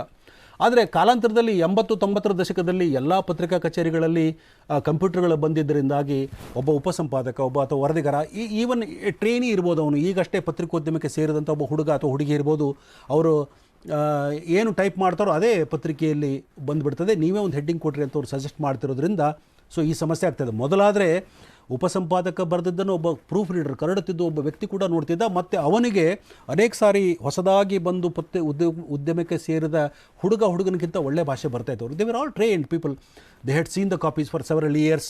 ಅವರಿಗೆ ಭಾಷೆ ಅಂದರೆ ಏನಂತ ಗೊತ್ತಿತ್ತು, ಅವರಿಗೆಲ್ಲ ತಿಳುವಳಿಕೆ ಇತ್ತು, ಓದೋರಾಗಿದ್ದರು ಅವರು. ಅವಾಗ ಅವ್ರು ಕರೆದು ಹೇಳ್ತಿದ್ರು, ಅವರು ಏನಂದರೆ ನೋಡಿ ಈ ಥರ ನೀವು ಬರೆದಿದ್ರಿ, ಇದು ಈ ಸರಿಯಾದ ರೂಪ ಅಲ್ಲ, ಇದು ಮಹಾಪ್ರಾಣ, ಇದು ಅಲ್ಪಪ್ರಾಣ, ಈ ಪದವನ್ನು ಹೀಗೆ ಬರೀಬೇಕು, ಇದು ಹೀಗೆ ವಾಕ್ಯ ರಚನೆ ಮಾಡಬೇಕು, ಇಲ್ಲಿ ಸಮಸ್ಯೆ ಇದೆ, ಹಾಗೆಲ್ಲ ಮಾಡಿ ತಿದ್ದು ಕಳಿಸಿದ್ರು. ಮತ್ತು ಅದು ಎಲ್ಲ ಹೋಗಿ ಕರೆಕ್ಷನ್ ಆಗಿ ಮತ್ತೆ ಬಂದು ಆಗ ಪೇಪರಿಗೆ ಬರ್ತಿತ್ತು. ಹಾಗಾಗಿ ಆಗ ಹೆಚ್ಚು ಅಥವಾ ಏನೋ ಪತ್ರಿಕೆಯಲ್ಲಿ ತಪ್ಪುಗಳು ಇರ್ತಿರಲಿಲ್ಲ. ಅದರ ಅರ್ಥ ಯಾವತ್ತೂ ಪತ್ರಿಕೆಯಲ್ಲಿ ತಪ್ಪು ಇರ್ತಿರಲಿಲ್ಲ ಅನ್ನೋ ಮಾತನ್ನು ನಾನು ಹೇಳಲ್ಲ. ಒಂದು ಸಂಗತಿ, ಭಾಳ ಮುಖ್ಯವಾದ ಸಂಗತಿ ನಾವು ಏನು ತಿಳ್ಕೊಳ್ಬೇಕಂದ್ರೆ, ಪತ್ರಿಕೋದ್ಯಮ ಅನ್ನೋದು it is an imperfect profession. ಇದೊಂದು ಅಪರಿಪೂರ್ಣವಾದಂಥ ಒಂದು ವೃತ್ತಿ. ತಪ್ಪುಗಳು ಆಗೇ ಆಗ್ತವೆ ಇಲ್ಲಿ ಅನ್ನೋದು ಶತಸಿದ್ಧ. ಆದರೆ ತೀರಾ ಸಾಧಾರಣವಾದ ಎಲಿಮೆಂಟರಿ ಆದಂಥ ತಪ್ಪುಗಳನ್ನು ನಾವು ಕಡಿಮೆ, ಈಗ ಒಂದು ಒಂದೊಂದು ಪುಟದಲ್ಲಿನೂ ಈ ಥರ ಸಮಸ್ಯೆಗಳು ಇದ್ದರೆ, ಈ ಥರ ತಪ್ಪುಗಳಿದ್ದರೆ ಒಟ್ಟಾರೆ ಪತ್ರಿಕೆಯ ಒಂದು ಸೌಂದರ್ಯ ಏನಾಗ್ತದೆ ಅವಾಗ? So there is no editing ಅನ್ನೋ ಒಂದು ಪ್ರಶ್ನೆ ಬರ್ತದಲ್ವ. ನೋಡೋರು ಯಾರೂ ಇಲ್ಲ, ಬರ್ತದ್ದೇ ಬರ್ತದೆ ಆ ಪೇಪರಲ್ಲಿ, ವೇದವಾಕ್ಯ ಅನ್ನಂಗಾಗಿದೆ. ಯಾವನ ಈಗ ಹುಡುಗ ಬಂದು ಬಚ್ಚ ಬಂದವನು ಬರೀತಾನೆ ಅಥವಾ ಬಚ್ಚಿ ಬಂದವಳು ಬರೀತಾಳೆ, ಅದೇ ಪೇಪರ್ನಲ್ಲಿ ಬರ್ತದೆ ಅನ್ನೋ ಒಂದು ಅಭಿಪ್ರಾಯ ಓದುಗರಲ್ಲಿ ಇದು ಅವರಿಗಿರುವ ಅತ್ಯಂತ ಗಾಢವಾದಂಥ ಒಂದು ಅತೃಪ್ತಿ ಇದು. ಹಾಗಾಗಿ ಈ ಸಮಸ್ಯೆಯನ್ನು ನಾವು ಹೆಚ್ಚು ಡೀಲ್ ಮಾಡಬೇಕಾಗಿದೆ. ಅದಕ್ಕಾಗಿ ನಿಮ್ಮ ಈ ವಿಶ್ವವಿದ್ಯಾಲಯ ಅಕ್ಕಮಹಾದೇವಿ ಯೂನಿವರ್ಸಿಟಿಯವರು ಇಂಥದ್ದೊಂದು ಕಾರ್ಯಾಗಾರವನ್ನು ಏರ್ಪಾಡು ಮಾಡಿ, ಯಾರೋ ತಿಳಿದವರಿದ್ದಾರೆ, ಒಬ್ಬರು ಭಾಷೆ ಬಗ್ಗೆ ತುಂಬ ಪ್ರೀತಿ ಇದ್ದವರಾಗಿದ್ದಾರೆ, ಅವ್ರ ಕಡೆಯಿಂದ ಮಾತಾಡಿಸಿ ನಾವು ಇಂಥ ತಪ್ಪುಗಳು ಆಗೋದಂತೆ ನಾವು ಗಮನ ಹರಿಸಬೇಕು ಅಂತ ಅವರು ಈ ವ್ಯವಸ್ಥೆಯನ್ನು ಮಾಡಿದ್ದಾರೆ ಅಂತ ನನಗನ್ಸುತ್ತೆ. ನಾನೇನಾಗ್ಬೋದು ಅಂದರೆ, ನಾನು ಹಲವಾರು ಪತ್ರಿಕೆಗಳನ್ನು ಓದಿ ಕೆಲವು ಉದಾಹರಣೆಗಳನ್ನು, ಸಾಮಾನ್ಯವಾಗಿ ನಾವು ಮಾಡಬಹುದಾದ ತಪ್ಪುಗಳನ್ನು ಇಟ್ಕೊಂಡು ನಾನು ಇಲ್ಲೇನು ಮಾಡಿದ್ದೀನಿ ಅಂತ ನಿಮಗೆ ಕೆಲವು ಉದಾಹರಣೆಗಳನ್ನು ಕೊಟ್ಟಿದ್ದೀನಿ. ಇದರ ಅರ್ಥ ಇನ್ನೂ ಅನೇಕ ತಪ್ಪುಗಳಾಗ್ತಾ ಇರ್ಬೋದು ಅನ್ನೋದರಲ್ಲಿ ಯಾವ ಸಂಶಯವೂ ಇಲ್ಲ. ಅದನ್ನು ನಾವು ಹುಡುಕ್ತಾ ಹೋಗಬೇಕು. ಇದೊಂದು ಬೆಳೆಯುವ ಪ್ರಕ್ರಿಯೆ. ಇದೊಂದು ನಾನು 7 ಅಥವಾ 8 ಉಪನ್ಯಾಸಗಳನ್ನು ನಾನು ಮಾಡ್ಬೋದು. ಮಾಡೋದು ಯಾಕೆ ಭಾಳ ಮುಖ್ಯ ಅಂತ ಈ ಯೂನಿವರ್ಸಿಟಿಯವರು ಭಾವಿಸ್ತಾರೆ ಅಂತಂದರೆ, ಒಂದು ಪತ್ರಿಕೆಯಲ್ಲಿ ಒಳ್ಳೆಯ ಭಾಷೆಯಲ್ಲಿ ವರದಿಗಳು ಬರಲಿ ಅನ್ನುವ ಕಾಳಜಿ ಇದೆಯಲ್ಲ, ಅದು ಭಾಳ ಮುಖ್ಯವಾಗಿದೆ. ಮತ್ತು ನಮ್ಮ ಮಕ್ಕಳು ಉದ್ಯಮಕ್ಕೆ ಬರುವವರು ಒಳ್ಳೆಯ ಭಾಷೆಯನ್ನು ಬಳಸಲಿ, ತಪ್ಪಿಲ್ಲದ ಭಾಷೆಯನ್ನು ಬಳಸಲಿ, ಅಂದವಾದ ಭಾಷೆಯನ್ನು ಬಳಸಲಿ, ಸೊಗಸಾದ ಭಾಷೆಯನ್ನು ಬಳಸಲಿ, ಓದುಗರಿಗೆ ಅವರು ಆ ಮೂಲಕ ಹಿಂಸೆಯನ್ನು ಕೊಡದಿರಲಿ ಅನ್ನುವ ಒಂದು ಕಾಳಜಿ ಇದರ ಹಿಂದೆ ಇದೆ ಅಂತ ನನಗನ್ಸುತ್ತೆ. ಇದಕ್ಕೆ ಇನ್ನೊಂದು ನಾನು ಕರ್ತೃಕರ್ಮಗ ಕ್ರಿಯಾಪದವನ್ನು ಉದಾಹರಣೆಗೆ ಕೊಡಬೇಕು ಅಂತ ಅನ್ನೋದಾದರೆ, ಈಗ ನೋಡಿ ಇಲ್ಲಿ ಏನು ಬರೆದಿದ್ದಾರೆ ಈ ಹೆಡ್ಡಿಂಗ್ದಲ್ಲಿ, ಇದು ಹೆಡ್ಡಿಂಗ್ದಲ್ಲೇ ಈ ಥರ ಸಮಸ್ಯೆ ಇದೆ. ಕಾಲಿನಿಂದ ಒದ್ದು ಮೊಬೈಲ್ ದರೋಡೆ ಅಂತ ಇವ್ರು ಹೆಡ್ಡಿಂಗ್ ಕೊಟ್ಟಿದ್ದಾರೆ. ಈಗ ಅವರು ಒದಿಯೋದು ಯಾವುದರಿಂದ ಒದಿತೀವಿ ನಾವು? ಕೈಯಿಂದ ಒದಿತೀವ ನಾವು? ಇಲ್ಲಿ ಕಾಲಿನಿಂದ ತೆಗೆದು ಒದ್ದು ಮೊಬೈಲ್ ದರೋಡೆ ಅಂತ ಬರೆದ್ರೆ ಏನಾಗ್ತಿತ್ತು? ಸರಿನೇ ಆಗ್ತಿತ್ತಲ್ವಾ? ಈಗ ಕಾಲಿನಿಂದ ಒದ್ದು ಅಂತ ನೀವು ಬರೆಯೋ ಮೂಲಕ ಕೈಯಿಂದ ಒದಿಬಹುದು ಅನ್ನೋ ಒಂದು ಇಂಗಿತವನ್ನು ಈ ಕಾಪಿ ಕೊಡೋದಿಲ್ವಾ? ಏನನ್ನು ಹೇಳಕ್ ಬಯಸ್ತಾ ಇದ್ದಾರೆ ಅವರೀಗ? ಕೆಳಗೆ ಕೂಡ ಮೊಬೈಲ್ ಫೋನ್ ದರೋಡೆಗೆ ಪ್ರತಿರೋಧ ತೋರದ ಯುವತಿಗೆ ಕಾಲಿನಿಂದ ಒದ್ದು ಗಾಯಗೊಳಿಸಿ ಪರಾರಿಯಾಗಿದ್ದೆ. ಒದ್ದು ಅಷ್ಟೇ ಸಾಕಲ್ವಾ? ಒದಿಯೋದು ಯಾವುದರಿಂದ? ಒದಿಬೇಡ ಅಂದ್ರೆ ಏನು ಅರ್ಥ? ಅದು ಕಾಲ ಬಳಸ್ತೇ ತಾನೇ ಒದಿಯೋದು ನಾವು. ಹೀಗೆ ನಾವು ಒಂದು ಈ ನೋಡಿ, ಈಗ ನಾನು ಮೊದಲಿನ ಕಾಲದಲ್ಲಾಗಿದ್ರೆ ಈ ಥರ ಒಬ್ಬರು ಬರೆದು ಕೊಟ್ಟಿದ್ರೆ ಅವಾಗ ಹೋಗಿ ಕೇಳ್ತೀರಿ, ಏನಪ್ಪ ಕೈಯಿಂದ ಒದಿತೀಯಾ ನೀನು ಅಥವಾ ತಲೆಯಿಂದ ಒದಿತೀಯಾ, ಯಾವುದರಿಂದ ಒದಿತೀಯ ನೀನು ಅಂತ ಒಂದು ಪ್ರಶ್ನೆಯನ್ನು ಆ ವರದಿಗಾರನಿಗೆ ಬರೆದವನಿಗೆ ಅಥವಾ ಇದನ್ನು ಅಪರಾಧ ವರದಿಗಾರ ಬರೆದಿದ್ದಾರೆ ಈ ಕಾಪಿಯನ್ನು. ಅವ್ರಿಗೆ ಹೋಗಿ ಕೇಳ್ತಿದ್ರು, ಅವರು ಯಾಕೆ ನೀವು ಬರೆದಿದ್ರಿ, ನೀವು ಆ ಕಾಲಿನಿಂದ ತೆಗಿರಿ ಒದ್ದು. ಇಲ್ಲಿ ಒಂದು ಎಡಿಟಿಂಗ್ ಆದಂಥ ಒಂದು ಪ್ರಶ್ನೆಯೂ ಇಲ್ಲಿದೆ. ನೀವು ಒಂದು ಪತ್ರಿಕೆಯಲ್ಲಿ ಕಡಿಮೆ ಶಬ್ದಗಳನ್ನು ಬಳಸಬೇಕು ಅಂತಿದೆ, ಹೆಚ್ಚು ಆದರೆ ಆ ಅರ್ಥಕ್ಕೆ ಏನೂ ವ್ಯತ್ಯಾಸ ಆಗಬಾರ್ದು ಅಥವಾ ದೋಷ ಬರಬಾರ್ದು ಅಂತೇಳಿ. ಇಲ್ಲಿ ಮೊಬೈಲ್ ಫೋನ್ ದರೋಡೆಗೆ ಮೊದಲ ವಾಕ್ಯ, ಇದು ಕಾಪಿಯ ಮೊದಲ ವಾಕ್ಯ, ಮೊಬೈಲ್ ಫೋನ್ ದರೋಡೆಗೆ ಪ್ರತಿರೋಧ ತೋರಿದ ಅಥವಾ ಪ್ರತಿರೋಧ ಒಡ್ಡಿದ, ಹೆಚ್ಚು ಬೆಟರ್ ಪದ ಅದು, ಯುವತಿಗೆ ಒದ್ದು ಗಾಯಗೊಳಿಸಿ ಪರಾರಿಯಾಗಿದ್ದ ಇಬ್ಬರು ದರೋಡೆಕೋರ್. ಏನು ವ್ಯತ್ಯಾಸ ಆಗ್ತದೆ? ಏನು ವ್ಯತ್ಯಾಸ ಆಗಲ್ಲ. ಸೊ ಆದರೆ ಆ ಕಾಲಿನಿಂದ ಒದ್ದು ಅನ್ನೋ ಜಾಗ ಉಳಿತದಲ್ವಾ? ಸೊ ಆ ಥರ ಪದಗಳನ್ನು ನೀವು ಅಪವ್ಯಯವಾದಂಥ ಅಥವಾ ದುರುಪಯೋಗವಾದಂಥ ಅಥವಾ ಅನಗತ್ಯವಾಗಿ ಬಳಕೆ ಆದಂಥ ಪದಗಳನ್ನು ನೀವು ಕಡಿಮೆ ಬಳಸೋ ಮೂಲಕ ಒಂದು ಪತ್ರಿಕೆಯನ್ನು ಒಂದು ವರದಿಯನ್ನು ನೋಡಿ, ಇಲ್ಲಿ ಕೊನೆ ವಾಕ್ಯ ಏನಿದೆ, ಅಡಕವಾಗಿರಲಿ ಅನ್ನುವಂಥ ಒಂದು ವಾಕ್ಯ ಇಂಡಿಕೇಶನ್ ಇಲ್ಲಿ ಕೊಡ್ತಾ ಇದ್ದಾರೆ ಅವರು. ನಿಮ್ಮ ಕಾಪಿ ಕಾಂಪ್ಯಾಕ್ಟ್ ಆಗಿರಬೇಕು ಅಂತ, ಖಚಿತವಾಗಿರಲಿ ಅನ್ನೋದ್ರಲ್ಲಿ ಕೂಡ ಏನಿದೆ, ಕಾಲಿನಿಂದ ಒದ್ರು ಅಂತಂದ್ರೆ ಕೈಯಿಂದ ಒದಿಬಹುದು ಅನ್ನುವಂಥ ಅನುಮಾನ ಹುಟ್ಟುತ್ತಲ್ವ ಓದುಗನಿಗೆ, ಗೊತ್ತಿಲ್ಲದವನಿಗೆ. ಉದಾಹರಣೆಗೆ ಅಷ್ಟು ಖಚಿತ ಅಲ್ಲ, ದೇರ್ ಇಸ್ ಅನ್ ಆಂಬಿಗ್ಯೂಟಿ ಅನ್ನುವಂಥ ಒಂದು ಪ್ರಶ್ನೆಯನ್ನು ಬರ್ತದೆ. ಹೀಗಾಗಿ ಏನು ಆಗುತ್ತೆ ನಿಮಗೀಗ, ಪದವನ್ನ ಬಳಸಿ, ಮಿತವಾಗಿ ಬಳಸಿ, ಯಾವ ಪದ ಅನಗತ್ಯವೋ ಆ ಪದವನ್ನು ನೀವು ಬಿಟ್ಟು ಅದು ಬಳಸಬೇಕಾದ ಅಗತ್ಯ ಇಲ್ಲ ಅಂತ ಹೇಳಿ. ಇಲ್ಲಿ ಎರಡನೇ ವಾಕ್ಯ ಒಂದಿದೆ, ಆಡಂಬರ ಬೇಡ ಅಂತೇಳಿ. ಸೊ ಇಲ್ಲಿ ಒಂದು ಅನಗತ್ಯವಾದ ಆಡಂಬರದ ಪದಗಳನ್ನು ನಾನು ನಿಮಗೆ, ಏನು ಆಡಂಬರೆಯನ್ನು ನಾನು ಕೊಡ್ತೇನೆ, ಮುಂದೆ ನಿಮಗೆ ಉದಾಹರಣೆ ಕೊಡ್ತೇನೆ. ಯಾಕೆ ಬೇಕು ಇದು ಒಣಾಡಂಬರ ಅಂತ ಒಂದು ಮಾತು ಹೇಳ್ತೀವಿ ನಾವು. ಅನಗತ್ಯವಾದಿದು ಏನು ಅನಗತ್ಯ? ಈಗ ಆಡಂಬರದ್ರೆ ತೋರಿಸುವಿಕೆ, ಸುಮ್ಮನೆ ಏನು ಒಂದು ಹಾಗೆ ಹೀಗೆ ತೋರಿಸೋದು ಅನ್ನೋದು ಒಂದು ಪ್ರಯತ್ನ ಇರ್ತಲ್ಲ, ಅಂಥದ್ದು ನಾಟ್ ನೀಡೆಡ್. ಇಟ್ ಈಸ್ ಎಷ್ಟು ಸಿಂಪಲ್ ಆಗಿರುತ್ತೋ ಅಥವಾ ಎಷ್ಟು ಸರಳವಾಗಿರುತ್ತೋ ಅಷ್ಟು ಸರಳವಾಗಿದ್ದಷ್ಟು ಒಳ್ಳೆಯದು. ಹಂಗಂಥೇಳಿ ನೀವು ತೀರಾ ಮಡಿವಂತಿಕೆಯನ್ನು ಮಾಡಿ ಬಳಸಬೇಕಾದ ಪದಗಳನ್ನು ಬಿಡುವ ಅಗತ್ಯವೂ ಇಲ್ಲ ಅಂಥೇಳಿ. ಯಾವುದು ಬಳಸಬೇಕೋ ಅದನ್ನು ನೀವು ಬಳಸಿ. ಇಲ್ಲಿ ನೋಡಿ, ಆಡಂಬರ ಅನ್ನೋದಕ್ಕೆ ಅಥವಾ ವಾಕ್ಯರಚನೆಯ ಸಮಸ್ಯೆ ಇರೋದಕ್ಕೆ ಇಲ್ಲಿ ಈ ಪದವನ್ನು ನಾನು ಇಲ್ಲಿ ವಾಕ್ಯವನ್ನು ಓದ್ತೇನೆ. ಸೋಮವಾರ ಮಲ್ಲೇಶ್ವರದ ಮೈಸೂರಿನ ದಿವಾನರಾಗಿದ್ದ ಎಚ್ ವಿ ನಂಜುಂಡಯ್ಯ ಅವರ ವಾಸವಿದ್ದ. ಈ ವಾಕ್ಯದಲ್ಲಿ ಸೋಮವಾರ ಮಲ್ಲೇಶ್ವರದ ಮೈಸೂರಿನ ದಿವಾನರಾಗಿದ್ದರು ಅಂತೇಳಿ. ಯಾವ ಸೋಮವಾರ? ನಿನ್ನೆ ಸೋಮವಾರ ಇತ್ತದು. ನಿನ್ನೆ ಅವರು ದಿವಾನರಾಗಿದ್ದರ ಸೋಮವಾರ? ನಿನ್ನೆ ಅವರು ಮಲ್ಲೇಶ್ವರದ ಮೈಸೂರು ಯಾವುದು ಹಾಗಾದರೆ? ಸೋಮವಾರ ಮಲ್ಲೇಶ್ವರದ ಮೈಸೂರಿನ ದಿವಾನರಾಗಿದ್ದ ಎಚ್ ವಿ ನಂಜುಂಡಯ್ಯ ಅವರ ವಾಸವಿದ್ದ ಬಂಗಲೆ ಅಭಿವೃದ್ಧಿ ಅಂತ ವಾಕ್ಯ ರಚನೆ ಆಗಿದೆ. ಇಲ್ಲಿ ಏನು ಮಾಡಬೇಕಿತ್ತು ಅವ್ರು ಹಾಗಾದರೆ? ಮೈಸೂರಿನ ದಿವಾನರಾಗಿದ್ದ ಎಚ್ ವಿ ನಂಜುಂಡಯ್ಯ ಅವರ ಮಲ್ಲೇಶ್ವರದ ನಿವಾಸವನ್ನು ಅಭಿವೃದ್ಧಿಪಡಿಸಲು ಅದರ ಕಾಮಗಾರಿ ಇದೆಯಲ್ಲ ಅದನ್ನು ಸೋಮವಾರ ಅವರು ಸಂಬಂಧಪಟ್ಟ ಮಂತ್ರಿ ನೋಡಕ್ ಹೋಗಿದ್ದಾರೆ. ಹೀಗೆ ಇದು ಒಬ್ಬ ಇನ್ನೊಂದು ಇಲ್ಲಿ ನಾನು ಮುಂಚೆ ಏನು ಹೇಳಿದೆ, ಇಂಗ್ಲಿಷ್ ಜಾಯಮಾನ ಬೇರೆ ಕನ್ನಡ ಜಾಯಮಾನ ಬೇರೆ ಅಂತ ಹೇಳಿದೆ ನಾನು. ಇಂಗ್ಲಿಷಿಂದ ನಾವು ಕನ್ನಡಕ್ಕೆ ಅನುವಾದ ಮಾಡುವಾಗ ಇದು ಅಹಮದಾಬಾದ್ನಲ್ಲಿ ಕಣ್ಣಿರಿಟ್ಟ ಯಾರೋ ಸೋದರಿಯರು ಅಥವಾ ಯಾರೋ ಸಂಬಂಧಿಕರಿದಾರಲ್ಲ ಅಲ್ಲಿ ಇಂಗ್ಲಿಷಿಂದ ಕಾಪಿ ತೆಗೆದುಕೊಂಡಿರ್ಬೋದು ಅಂತ ನಾವು ಊಹೆ ಮಾಡ್ಬೋದು. Whereas here it's a Kannada copy. ನೀವೇನು ಬರೀಬೇಕಾಗಾದ್ರೆ ಇನ್ನೊಂದ್ಸರಿ ನಾನು ಆ ವಾಕ್ಯ ಓದ್ತೇನೆ. ಸೋಮವಾರ ಮಲ್ಲೇಶ್ವರದ ಮೈಸೂರಿನ ದಿವಾನರಾಗಿದ್ದ. ಯಾರಾದರೂ ಈ ಥರ ವಾಕ್ಯ ಬರೀತಾರ? ದಿವಾನರಾಗಿದ್ದು ಯಾವಾಗ ಅವರು? 1915 ಮುಂಚೆ ಎಚ್ ವಿ ನಂಜುಂಡಯ್ಯ ಇದ್ದದ್ದು. ಎಚ್ ವಿ ನಂಜುಂಡಯ್ಯನವರು ಕನ್ನಡ ಸಾಹಿತ್ಯ ಪರಿಷತ್ತಿನ ಮೊದಲ ಅಧ್ಯಕ್ಷರವರು. 1915 ಇದ್ರವರು. ಮೈಸೂರಿನ ದಿವಾನರು ಯಾವಾಗ ಆಗಿದ್ರು ನನಗೆ ಗೊತ್ತಿಲ್ಲ ಅವರು. ಆದರೆ ಇವರೇನಿದ್ರೆ ಸೋಮವಾರ ಆಗಿದ್ರು ಅಂತ ಇವ್ರ ಪೇಪರ್ ಪ್ರಕಾರ, ಇವರ ವರದಿ ಪ್ರಕಾರ. ಆಮೇಲೆ ಮಲ್ಲೇಶ್ವರದಲ್ಲಿ ಮೈಸೂರಿದೆ ಅಂತ ಇವ್ರು ಹೇಳ್ತಾರೆ. ಹೀಗೆ ನಾವು ವಾಕ್ಯಗಳ ರಚನೆಯನ್ನು ಹೇಗೆ ಮಾಡ್ತಾ ಇದೀವಿ ನಾವು? ಇದು ಸರಳವಾಗಿಲ್ಲ, ಕರ್ತೃಕರ್ಮ ಕ್ರಿಯಾಪದ ಸರಿಯಾಗಿಲ್ಲ ಇಲ್ಲಿ. ಆಮೇಲೆ it doesn't give the proper meaning, ಕರೆಕ್ಟಾದ ಒಂದು ಅರ್ಥವನ್ನು ಈ ಪದ ಕೊಡೋದಿಲ್ಲ ಅಂಥೇಳಿ. ಇದಕ್ಕೆ ಪೂರಕವಾದ ಇನ್ನೊಂದು ವಾಕ್ಯವನ್ನು ನಾನು ನಿಮಗೆ ಕೊಡ್ಬೋದು ಅಂತ ಕಾಣ್ತದೆ. ಈಗ ನಾವು ಹೇಗೆ ಬರಿತೀವಿ ಅಂತೇಳಿ. ಈ ವಾಕ್ಯವನ್ನು ನಾನು ಇಲ್ಲಿ ಮುದ್ರಣ ಮಾಡಿಲ್ಲ ಅಥವಾ ಇದರಲ್ಲಿ ಇಲ್ಲ ಅದು. ಆದರೆ ನಾನು ಈ ವಾಕ್ಯವನ್ನು ಓದಿದರೆ ಹೀಗೆ ಬರೀತಾರೆ ಅಂತ ನೀವು ಅನುಮಾನ ಪಡ್ಬೋದಿತ್ತು. ಅದಕ್ಕೆ ನಾನು ಈ ವಾಕ್ಯವನ್ನು ಕೊಟ್ಟು ಇದಕ್ಕೆ ಮತ್ತೊಂದು ಸಂವಾದಿಯಾದ ಒಂದು ವಾಕ್ಯವನ್ನು ನಾನು ನಿಮಗಿಲ್ಲಿ ಓದಿ ಹೇಳ್ತೇನೆ. ಅದು ಏನು ಅಂದರೆ, ರಾಜ್ಯ ಸರ್ಕಾರದ ಸೂಚನೆಯ ಮೇರೆಗೆ ಪೋರ್ಚುಗೀಸರ ವಿರುದ್ಧ ಹೋರಾಡಿದ ರಾಣಿ ಅಬ್ಬಕ್ಕ ದೇವಿಯ ಕಂಚಿನ ಪುತ್ಥಳಿಯ ನಿರ್ಮಾಣ ಭರದಿಂದ ಸಾಗಿದೆ ಅನ್ನೋದು ಈ ವಾಕ್ಯ. ಇಲ್ಲೇನಿದೆ ಆ ವಾಕ್ಯದ ಭಾಗಗಳನ್ನು ನಾವು ಯೋಚನೆ ಮಾಡೋಣ. ರಾಜ್ಯ ಸರ್ಕಾರದ ಸೂಚನೆಯ ಮೇರೆಗೆ, ಹೌದಾ? ರಾಜ್ಯ ಸರ್ಕಾರ ಅಂದರೆ ಯಾವುದು? ಕರ್ನಾಟಕದ ರಾಜ್ಯ ಸರ್ಕಾರ. ಯಾವಾಗಿಂದು ಅಂದರೆ ಇದೊಂದು 4-5 ವರ್ಷಗಳ ಹಿಂದೆ ಬಂದಂಥ ಒಂದು ವರದಿ ಇದು. ಅಂದರೆ ಈಗಿನ ರಾಜ್ಯ ಸರ್ಕಾರ ಅಂತ ಆಯಿತಾ? ಇಲ್ಲಿ ಏನು ಮಾಡ್ತಾರೆ ಅಂದರೆ, ಈ ಸರ್ಕಾರದ ಸೂಚನೆಯ ಮೇರೆಗೆ ಏನು ಸೂಚನೆ ಕೊಟ್ಟರು ಅವರು? ಪೋರ್ಚುಗೀಸರ ವಿರುದ್ಧ ಹೋರಾಡೋದು. ಯಾರು ಹೋರಾಡಿದರು? ರಾಣಿ ಅಬ್ಬಕ್ಕ ದೇವಿ ಹೋರಾಡಿದರು. ಅವರ ಪುತ್ಥಳಿಯನ್ನು ಯಾರು ಮಾಡ್ತಾ ಇದ್ದಾರೆ? ಮತ್ತೆ ಇವರೇ ಮಾಡ್ತಾ ಇದ್ದಾರೆ. ರಾಜ್ಯ ಸರ್ಕಾರದ ಸೂಚನೆಯ ಮೇರೆಗೆ ಪೋರ್ಚುಗೀಸರ ವಿರುದ್ಧ ಹೋರಾಡಿದರು. ಪೋರ್ಚುಗೀಸರ ವಿರುದ್ಧ ಹೋರಾಡುವಾಗ ರಾಜ್ಯ ಸರ್ಕಾರ ಎಲ್ಲಿತ್ತು? ಈಗೇನೋ ಕುಮಾರಸ್ವಾಮಿ ಅವರ ಸರ್ಕಾರವೋ, ಬಿ ಯಡಿಯೂರಪ್ಪನವ್ರ ಸರ್ಕಾರವೋ, SM ಕೃಷ್ಣ ಸರ್ಕಾರವೋ ಆಗಿರಲಿಲ್ವಲ್ಲ. ಪೋರ್ಚುಗೀಸರ ಕಾಲದಲ್ಲಿ ಇವರೆಲ್ಲ ಇರಲೇ ಇಲ್ಲ. ಅವಾಗ ರಾಜ್ಯ ಸರ್ಕಾರ ಅನ್ನೋದು ಇರಲಿಲ್ಲ, ಸ್ಟೇಟ್ ಕಲ್ಪನೆಯೇ ಇರಲಿಲ್ಲ ನಮ್ಗೆ ಆವಾಗ. ಆಕೆ ರಾಣಿ ಅಬ್ಬಕ್ಕ ದೇವಿ ಬೇರೆ ಇದ್ಲು. ರಾಣಿ ಅಬ್ಬಕ್ಕ ದೇವಿ ಪೋರ್ಚುಗೀಸರ ವಿರುದ್ಧ ಹೋರಾಡಿದ್ಲು. ಇವ್ರ ಪ್ರಕಾರ ಪೋರ್ಚುಗೀಸರ ವಿರುದ್ಧ ಹೋಡಿದ ರಾಣಿ ಅಬ್ಬಕ್ಕ ದೇವಿ ಹೋರಾಡೋಕ್ಕೆ ರಾಜ್ಯ ಸರ್ಕಾರ ಸೂಚನೆ ಕೊಟ್ಟಿದ್ದು.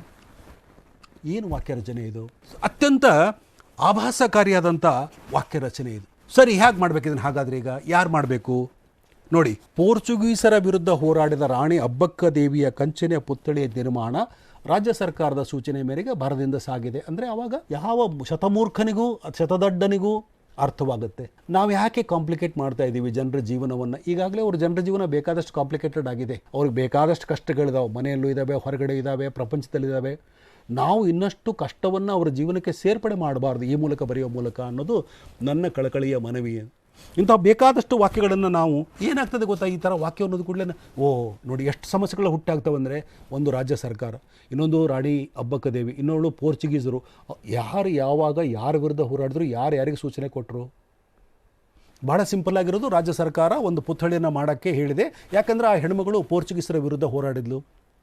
So it can be quite simple. ಇದು ಬಹಳ ಅತ್ಯಂತ ಸರಳವಾಗಿ ನಾವು ಈ ವಾಕ್ಯವನ್ನು ಬರೆಯೋದಕ್ಕೆ ಸಾಧ್ಯವಿದೆ ಅಂತೇಳಿ. ಇನ್ನೊಂದು ವಾಕ್ಯ ಅದೇ ಥರ ಇರೋದು. ಯಾವ ಥರ ವಾಕ್ಯ ಅಂದರೆ, ಸಾವಿರಾರು ರಾಜಕೀಯ ಪಕ್ಷಗಳ ಈಗ ಎಷ್ಟು ಪಕ್ಷಗಳಿದಾವೆ ಭಾರತದಲ್ಲಿ? ಒಂದು 50-60 ಇರ್ಬೋದು. ಇವ್ರು ಏನು ಹೇಳ್ತಾರೆ? ಸಾವಿರಾರು ರಾಜಕೀಯ ಪಕ್ಷಗಳ ಕಾರ್ಯಕರ್ತರು ಲೋಕ ಜನಶಕ್ತಿಯನ್ನು ಸೇರಲು ಮುಂದಾಗಿದ್ದಾರೆ. ಇದೆಲ್ಲ ನಾನು ಉದಾಹರಣೆಗಳನ್ನು ತಮಗೆ ಕೊಡ್ತಿರೋದು ಎಲ್ಲ ಒಂದಲ್ಲ ಒಂದು ಪತ್ರಿಕೆಯಲ್ಲಿ ಮುದ್ರಣವಾಗಿದ್ದನ್ನೇ ನಾನು ಉದಾಹರಣೆ ಕೊಡ್ತಾ ಇದ್ದೀನಿ, ಹೊರತಾಗಿ ನಿಮ್ಮನ್ನು ರಂಜಿಸಬೇಕು ಅಥವಾ ನಿಮ್ಮನ್ನು ಅವಾಕ್ಕಾಗಿಸಬೇಕು, ಪೇಪರಲ್ಲಿ ಹೀಗೆಲ್ಲ ಬರೀತಾರೆ ಅಂತ ನಿಮಗೆ ಹೇಳೋದಕ್ಕೆ ನಾನು ಖಂಡಿತವಾಗಿ ಈ ಎಲ್ಲ ಉದಾಹರಣೆಗಳನ್ನು ಕೊಡ್ತಾ ಇಲ್ಲ. ಇಲ್ಲಿ ಏನು ಮಾಡಿದರೆ ಅಂದರೆ, ನಾನು ಪೇಪರ್ ಕ್ಲಿಪ್ಪಿಂಗ್ಸನ್ನೇ ತಂದಿಟ್ಟಿದ್ದೀನಿ. ಇನ್ನೂ ಅನೇಕ ಉದಾಹರಣೆಗಳನ್ನು ನಾನು ಮೊದಲೇ ಸಂಗ್ರಹಿಸಿ ಇಟ್ಟುಕೊಂಡು ಅವನ್ನು ನಾನು ಇಲ್ಲಿ ದಾಖಲೆ ಮಾಡ್ಕೊಂಡಿದ್ದೀನಿ ನಾನೀಗ. ಸೊ ಆ ಎಲ್ಲ ಉದಾಹರಣೆಗಳನ್ನ ನಾನು ನಿಮ್ಗೆ ಕೊಡ್ತಾ ಇದ್ದೀನಿ. ಇದು ಎಷ್ಟು ಆಭಾಸಕಾರಿಯಾಗಿದೆ ಅಂದರೆ, ಸಾವಿರಾರು ರಾಜಕೀಯ ಪಕ್ಷಗಳ ಕಾರ್ಯಕರ್ತರು, ಏನು ಬೇಕಾಗಿಲ್ಲ, ರಾಜಕೀಯ ಪಕ್ಷಗಳ ಸಾವಿರಾರು ಕಾರ್ಯಕರ್ತರು. ಸಾವಿರಾರು ಎಲ್ಲಿ ತರಬೇಕು? ಅಗೇನ್ ಕರ್ತೃಕರ್ಮ ಕ್ರಿಯಾಪದ ಇಲ್ಲಿ ಮತ್ತೆ ಬರುತ್ತೆ. ಕನ್ನಡ ಭಾಷೆ ಎಷ್ಟು ಸಿಂಪಲ್ ಆಗಿದೆ, ನಾವು ಅದನ್ನು ಎಷ್ಟು ಕಾಂಪ್ಲಿಕೇಟ್ ಮಾಡಿದ್ದೀವಿ. ಅಥವಾ ಇನ್ನೊಂದು, ನಾವು ಯಾವುದೇ ಒಂದು ಎಚ್ಚರದ ಇಲ್ಲವೇ ನಾವು ಈ ಪದಗಳನ್ನು ನಾವು ಬಳಸ್ತಾ ಇದ್ದೀವಿ ಅಂತ ಅನಿಸುತ್ತೆ. ಇನ್ನೊಂದು ವಾಕ್ಯವನ್ನು ನಾನು ನಿಮಗೆ ತೋರಿಸ್ತೀನಿ ನೋಡಿ. ಇದು ಹೇಗಿದೆ? ಇದು ಏನು ಮಲ್ಲೇಶ್ವರದ ಮೈಸೂರಿನ ಅನ್ನೋ ಥರನೇ ಇನ್ನೊಂದು ವಾಕ್ಯ ಇದೆ. ಉಡುಪಿ ತಾಲೂಕಿನ ಬಾರ್ಕೂರಿನ ಮೂಲದ ಬೆಂಗಳೂರಿನಲ್ಲಿ ವಿಜಯ ಬ್ಯಾಂಕ್ನಲ್ಲಿ ಅಧಿಕಾರಿಯಾಗಿರುವ ಭಾಸ್ಕರ ಶೆಟ್ಟಿ ರತ್ನಾ ಶೆಟ್ಟಿ ಅವರ ಪುತ್ರ ಭರತ್ ಅಮೆರಿಕಕ್ಕೆ ತೆರಳುತ್ತಿರುವ ಯುವಕ. ಇವರೇನು ಹೇಳ್ತಾರೆ ಇಲ್ಲಿ? ಉಡುಪಿ ತಾಲೂಕಿನ ಬಾರ್ಕೂರಿನ ಮೂಲದ ಬೆಂಗಳೂರಿನಲ್ಲಿ ವಿಜಯ ಬ್ಯಾಂಕಿನಲ್ಲಿ. ಕರ್ತೃ ಕ್ರಿಯಾಪದ ಎಲ್ಲಿ ಬರ್ತಾ ಇದೆ ಅಂತ ಗೊತ್ತೇ ಆಗ್ತಾ ಇಲ್ಲ. ಇನ್ನೊಂದೇನು ಸಮಸ್ಯೆ ಅಂದರೆ, ಈ ಮುಂದೆ ನಾನು ಇಂಟ್ರೋ ರಚನೆ ಹೇಗೆ ಮಾಡಬೇಕು ಅನ್ನೋ ಹಂತದಲ್ಲಿ ಬಂದಾಗ ಹೇಳ್ತೇನೆ ನಾನು. ಇಷ್ಟೊಂದು ಅಂಶಗಳನ್ನು ನೀವು ಯಾಕೆ ಇನ್ಕ್ಲೂಡ್ ಮಾಡ್ತೀರಿ ಒಂದೇ ಪ್ಯಾರಾದಲ್ಲಿ? ಇಲ್ಲೇನಾಗಿದೆ, ಯಾರೋ ಇಬ್ಬರು ಭಾಸ್ಕರ್ ಶೆಟ್ಟಿ ಮತ್ತು ರತ್ನಾ ಶೆಟ್ಟಿ ಅಂತ ಇಬ್ಬರು ಗಂಡ ಹೆಂಡತಿ ಇದ್ದಾರೆ. ಅವ್ರ ಮಗೊಬ್ಬ ಭರತ್ ಅಂತಿದ್ದಾನೆ, ಅವನು ಅಮೆರಿಕಕ್ಕೆ ಹೋಗ್ತಾ ಇದ್ದಾನೆ. ಅವನು ಉಡುಪಿ ಮೂಲದ ಆದವನು, ಬಾರ್ಕೂರವ್ರು ಆದರೆ ಆಯಿತು, ಬೆಂಗಳೂರಿನಲ್ಲಿ ವಿಜಯ ಬ್ಯಾಂಕ್ನಲ್ಲಿ ಎಲ್ಲಿ ಕೆಲಸ ಮಾಡೋದು ನಮಗೇನಾಗಬೇಕಾಗಿದೆ? ಆ ಯುವಕ ಅಮೆರಿಕಕ್ಕೆ ಹೋಗ್ತಾ ಇದ್ದಾನೆ ಬಿಕಾಸ್ ಅವನು ಯಾವುದೋ ಒಂದು ಸಾಧನೆಯನ್ನು ಮಾಡಿದನು ಅನ್ನೋ ಕಾರಣಕ್ಕಾಗಿ ಅವನು ಅಮೆರಿಕಕ್ಕೆ ಹೋಗ್ತಾ ಇದ್ದಾನೆ. ಸೊ ಮುಖ್ಯವಾದ ಸಂಗತಿ ಏನು ಅಂದರೆ, ಯಾಕೆ ಅಮೆರಿಕಕ್ಕೆ ಹೋಗ್ತಾನೆ ಅನ್ನೋದು ಬರದೇ ಇಲ್ಲ ಇವರು ಬರದೇ ಇಲ್ಲ. ಅವನು ಎಲ್ಲಿಯವನು, ಏನು ಎತ್ತ, ಯಾವ ಓಣಿಯವನು, ಯಾವ ಗಲ್ಲಿಯವನು, I am not interested. Bharat ಅಮೆರಿಕಕ್ಕೆ ಯಾಕೆ ಹೋಗ್ತಾ ಇದ್ದಾನೆ ಅನ್ನೋದು ನೀವು ಹೇಳಿ, ನೇರವಾಗಿ ಹೇಳಿ. ಫಸ್ಟ್ ಇಂಟ್ರೋ ಹೇಗಿರಬೇಕು ಅಂದರೆ ಕ್ಯಾಚಿ ಆಗಿರಬೇಕು, ಅದು ಗಕ್ಕಂತ ನಮ್ಮ ಓದುಗರನ್ನ ಹಿಡ್ಕೊಳ್ಬೇಕು. ಇಲ್ಲಿ ಉಡುಪಿ ತಾಲೂಕಿನ ಬಾರ್ಕೂರಿನ ಮೂಲದ ಬೆಂಗಳೂರಿನಲ್ಲಿ ಏನಿದು, ಉಡುಪಿ ತಾಲೂಕು ಯಾವುದು, ಬಾರ್ಕೂರು ಯಾವುದು, ಬೆಂಗಳೂರು ಯಾವುದು, ವಿಜಯ ಬ್ಯಾಂಕ್ನಲ್ಲಿ ಎಲ್ಲವೂ ಅಪ್ರಸ್ತುತವಾಗಿದೆ. ಇದು ಯಾಕೆ ಈ ಯುವಕ ಅಮೆರಿಕಕ್ಕೆ ಹೋದ ಅನ್ನೋದನ್ನು ಅವ್ರು ಬರೆದು ಬಿಟ್ಟಿದ್ರೆ, ನೋಡಿ ಅವರು ಎಂಜಿನಿಯರಿಂಗ್ದಲ್ಲಿ ಏನೋ ಸಾಧನೆ ಮಾಡಿದ್ದಾನೆ, ಅಥವಾ ವಿಜ್ಞಾನದಲ್ಲಿ ಏನೋ ದೊಡ್ಡ ಸಾಧನೆ ಮಾಡಿದ್ದಾನೆ, ಅಥವಾ ಏನೋ ಸಾಹಿತ್ಯದಲ್ಲಿ ದೊಡ್ಡ ಸಾಧನೆ ಮಾಡಿದ್ದಾನೆ, ಭರತ್ ಎಂಬ ಯುವಕ ಹೋಗ್ತಾ ಇದ್ದಾನೆ, ಅವನು ಬಾರ್ಕೂರ್ನವನು ಅಂತ, ಒಂದು ಸಣ್ಣ ಹಳ್ಳಿಯವನು ಅಂತ ಅವ್ರು ಹೇಳಬೇಕಾಗಿದೆ ಅಂತ ನಾವು ಯೋಚನೆ ಮಾಡಬೇಕು. ಹೆಂಗೆ ನಾವು ಊಹೆ ಮಾಡಬೇಕು? ನಿಮ್ಮ ವರದಿಗಾರ ಬರೆಯೋನ ಮನಸ್ಸಿನಲ್ಲಿ ಏನಿದೆ ಅಂತ ನಾನೇ ಊಹೆ ಮಾಡೋಕ್ಕಾಗತ್ತೆ. ಏನು ಸಮಸ್ಯೆ ಆಗುತ್ತೆ ಅಂದರೆ, ನೀವು ಮೊದಲ ಪ್ಯಾರ ಓದ್ತಿದ್ದಂಗೆ ಬಿಟ್ಬಿಡ್ತಾರೆ ಅವರು. ಅದಕ್ಕೆ ಮತ್ತೆ ನೀವು ಏನೋ ಒಂದು ಮಾಲೆಯನ್ನು ನೀವು ಮಾಡಿದ್ದನ್ನು ಮುಡಿದೇ ಇದ್ದರೆ ಏನೂ ಪ್ರಯೋಜನ ಆಗಲ್ಲ. ಇಂಥದ್ದೊಂದು 10 ರಿಪೋರ್ಟ್ ಇದ್ದರೆ ಆ ಪೇಪರ್ನಲ್ಲಿ ಓದುಗರು ಎಸಿತಾರೆ. They have no time, they have no patience. ಅವ್ರಿಗೆ ತಾಳ್ಮೆ ಇಲ್ಲ, ಅವ್ರಿಗೆ ವೇಳೆ ಇಲ್ಲ. ಅವರ ಇರುವ ಒಂದು ವೇಳೆಯನ್ನು ನಮ್ಮ ಪತ್ರಿಕೆ ಕೊಡ್ತಾರಲ್ಲ, ನೀವು ಆ ವೇಳೆಯನ್ನು ಸದುಪಯೋಗ ಮಾಡ್ಕೊಳ್ಬೇಕು ನೀವು ಯಾವಾಗಲೂ. ಅದು ಭಾಳ ಮುಖ್ಯವಾದ್ದು. ಆವಾಗ you will be contributing something to the paper which has given you a job. ಈಗ ಏನಾಗ್ತದೆ ಅಂದರೆ, ಜನರು ಪತ್ರಿಕೆಯನ್ನು ತಿರಸ್ಕರಿಸುವ ಹಾಗೆ ನಾವು ವರದಿಗಳನ್ನು ಬರಿತಾ ಇದ್ದರೆ, ನೀವೆಲ್ಲ ಅವ್ರು ಇನ್ನೊಂದು ಪತ್ರಿಕೆಗೆ ಹೋಗ್ತಾರೆ. ನೀವೊಬ್ಬರೇ ಊರಿಗೊಬ್ಬಳೆ ಪದ್ಮಾವತಿ ಅಲ್ವಲ್ಲ. ಈಗ ಒಂದೇ ಪೇಪರ್ ಇಲ್ಲ ಕನ್ನಡದಲ್ಲಿ, ಈಗ ಸಾವಿರಾರು ಪತ್ರಿಕೆ ಕನ್ನಡ ಇದ್ದಾವೆ, ಬೇಕಾದಷ್ಟು ಪತ್ರಿಕೆ ಇದ್ದಾವೆ. ಇವನು ಚೆನ್ನಾಗಿ ಬರಲ್ಲ, ಇನ್ನೊಂದು ಪತ್ರಿಕೆಗೆ ಹೋಗ್ತಾನೆ, ಇನ್ನೊಂದು ಪತ್ರಿಕೆಗೆ ಹೋಗ್ತಾನೆ. ನಾವೇನೋ ನಮ್ಮ ಕ್ಯಾಪ್ಟಿವ್ ಆಡಿಯನ್ಸ್ ಅಲ್ಲ ಅವ್ರು. ನಾವು ಹಿಡಿದಿಟ್ಕೊಂಡು ಕೂತಿಲ್ಲ ಅವ್ರಿಗೆ. ದಿನಕ್ಕೆ ₹3 ₹5 ಕೊಡ್ತಾನೆ. ಇವತ್ತು ಈ ಪೇಪರ್ ಹಾಕಂತ, ನಾಳೆ ಬೇಡ ಸರ್ ಸರಿ ಇಲ್ಲ, ಬರೀ ತಪ್ಪು ಬರೀತಾರೆ, ಆ ಪೇಪರಿಗೆ ಮಾಡೋಣ ಅಂತಾರೆ. ಈಗ ಇನ್ನೊಂದು ಏನಾಗಿದೆ ಅಂದರೆ, ಸಾಮಾಜಿಕ ಮಾಧ್ಯಮ ಅತ್ಯಂತ ಪವರ್ಫುಲ್ ಆದಂಥ ಒಂದು ಕಾಲಘಟ್ಟ ಇದು. ನೀವಿಂಥದ್ದು ಬರೆದ್ರೆ ಅದನ್ನು ಅವರು ಪ್ರಿಂಟ್ ಮಾಡಿ ಆ ಫೇಸ್ಬುಕ್ಗೆ ಹಾಕಿ ಚೆನ್ನಾಗಿ ಉಗಿತಾರೆ. ನೋಡಿ, ಈ ಪೇಪರ್ನಲ್ಲಿ ಹಿಂಗೆ ಬರೀತಾರೆ, ಹಿಂದೆ ಚೆನ್ನಾಗಿ ಬರಿತಾ ಇದ್ರು ಆ ಪೇಪರಲ್ಲಿ, ಅದೊಂದು ಮಾದರಿಯಾಗಿತ್ತು ಆ ಪತ್ರಿಕೆಯಲ್ಲಿ ಈಗ ಈ ಥರ ತಪ್ಪುಗಳು ಬರ್ತಾ ಇದ್ದಾವೆ ನೋಡಿ ಅಂತ ಹೇಳ್ತಾರೆ. ಅದಕ್ಕೆ ಯಾರು ಕಾರಣ? ಮಾಲೀಕರಾದವರು, ಸಂಪಾದಕರಾದವರು ನಿಮಗೊಂದು ಸಂಬಳ ಕೊಟ್ಟು, ನಿಮಗೆ ಒಂದು ಪತ್ರಿಕೆಯಲ್ಲಿ ಜಾಬ್ ಕೊಟ್ಟು, ಕೆಲಸ ಮಾಡಿಯ ನಿನಗೂ ಒಳ್ಳೆ ಹೆಸರು ತೊಗೊಂಬ, ನಮಗೂ ಒಳ್ಳೆ ಹೆಸರು ಕೊಡು ಅಂತ ನೀವು ಇಟ್ಕೊಂಡ್ರೆ, ನೀವೇನು ಮಾಡ್ತಾ ಇದ್ದೀರಿ ಅಂದರೆ, ಈ ಬಗ್ಗೆ ವಾಕ್ಯಗಳ ರಚನೆ ಮಾಡಿ ಪೇಪರ್ ಬಗ್ಗೆ ಒಂದು ತಿರಸ್ಕಾರ ಭಾವನೆ ಬರುವಂಥ ಒಂದು ಕೆಲಸವನ್ನು ನಾವು ಮಾಡ್ತಾಯಿದ್ವಿ. ಯಾಕಂದರೆ ಇದಕ್ಕೆ ಜ್ವಲಂತವಾದ ಉದಾಹರಣೆಗಳನ್ನ ನಿಮಗೆ ನಿಮ್ಮ ಸಮ್ಮುಖದಲ್ಲೇ ಇಟ್ಟಿದ್ದೇನೆ. ಈಗ ನೀವು ಇಲ್ಲ ಅಂತ ಹೇಳೋಕ್ಕಾಗೋದೇ ಇಲ್ಲ ಅಂತೇಳಿ. ಇನ್ನೊಂದು ವಾಕ್ಯ ಹೇಗಿದೆ ನೋಡಿ ಈಗ ಅಂತೇಳಿ, ಅನೇಕ ದಿನಗಳಿಂದ ನಗರದಲ್ಲಿ ಒಂಟಿಯಾಗಿ ಓಡಾಡುತ್ತಿದ್ದ ಮಹಿಳೆಯರನ್ನು ಅಡ್ಡಗಟ್ಟಿ ಸರಗಳ್ಳತನ ಮಾಡುತ್ತಿದ್ದ ತಂಡವೊಂದನ್ನು ಬೆಂಗಳೂರು ಪೊಲೀಸರು ಬಂಧಿಸಿದ್ದಾರೆ. ಏನು ಮಾಡಿದ್ದಾರೆ ಇಲ್ಲಿ? ಇನ್ನೊಂದು ಸಾರಿ ನಿಧಾನವಾಗಿ ಓದ್ತೀನಿ ನಾನು ಈ ವಾಕ್ಯವನ್ನು. ಅನೇಕ ದಿನಗಳಿಂದ ನಗರದಲ್ಲಿ ಯಾಕೆ ಅನೇಕ ದಿನಗಳಿಂದ ಒಂಟಿಯಾಗಿ ಓಡಾಡಬೇಕಪ್ಪ? ನೀವು ಮನೆಗೆ ಇರಬೇಕಲ್ವ ನೀವು ಹೆಣ್ಮಕ್ಳು? ನೀವು ಹೊರಗಡೆ ಹೋಗಿ, ಬೇಡ ಹೆಣ್ಮಕ್ಳು ಮನೇಲಿ ಇರಬೇಕು ಅಂತ ನಾನು ಹೇಳ್ತಾ ಇಲ್ಲ.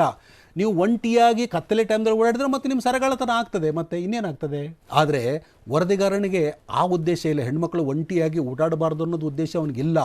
ಅವನಿಗೇನು ಮಾಡಬೇಕು, ಅನೇಕ ದಿನಗಳಿಂದ ಅನ್ನೋದನ್ನು ಎಲ್ಲಿ ಬರೀಬೇಕಾಗಿದೆ ಅಂದರೆ ಅವನಿಗೆ ಹಂಗಂತ ಅವನು ಅಂದ್ಕೊಂಡಿದ್ದಾರೆ, ಬಟ್ ಬರೆದಿಲ್ಲ ಇಲ್ಲಿ. ನಗರದಲ್ಲಿ ಒಂಟಿಯಾಗಿ ಓಡಾಡುತ್ತಿದ್ದ ಮಹಿಳೆಯರನ್ನು ಅಡ್ಡಗಟ್ಟಿ ಅನೇಕ ದಿನಗಳಿಂದ ಸರಗಳ್ಳತನ ಮಾಡುತ್ತಿದ್ದ ತಂಡವೊಂದನ್ನು ಪೊಲೀಸರು ಬಂಧಿಸಿದ್ದಾರೆ ಅಂತ ಬರಿಬೇಕಿತ್ತು ಅವಳಿಗೆ. ಅವರೇನು ಬರೆದಿದ್ದಾರೆ? ಅನೇಕ ದಿನಗಳಿಂದ ನಗರದಲ್ಲಿ ಒಂಟಿಯಾಗಿ ಓಡಾಡುತ್ತಿದ್ದ. ಪೊಲೀಸರು ಏನು ಹೇಳ್ತಾರೆ ನಿಮಗೆ? ಅದಕ್ಕೇ ನೀವು ಹೆಣ್ಮಕ್ಳು ಕತ್ತಲೆ ವೇಳೆಯಲ್ಲಿ ಸರ ಹಾಕ್ಕೊಂಡು ಒಂಟಿಯಾಗಿ ಓಡಾಡಬೇಡಿ, ನಿಮ್ಮ ಸರಗಳ್ಳತನ ಆಗಬಹುದು ಅಂತ ಅವ್ರು ಹೇಳ್ತಾರೆ. ನೀವು ಒಂಟಿಯಾಗಿ ಓಡಾಡಬಾರ್ದು ಅಂತ ಯಾರಿಗೂ ಹೇಳುವ ಅಧಿಕಾರ ಯಾರಿಗೂ ಇಲ್ಲ, ನಾನು ಹೇಳಲ್ಲ. ಹೆಣ್ಮಕ್ಳು ಯಾವ ವೇಳೆಯಲ್ಲ ಯಾರು ಬೇಕಾದರೂ ಅಡ್ಡಾಡ್ಬೋದು.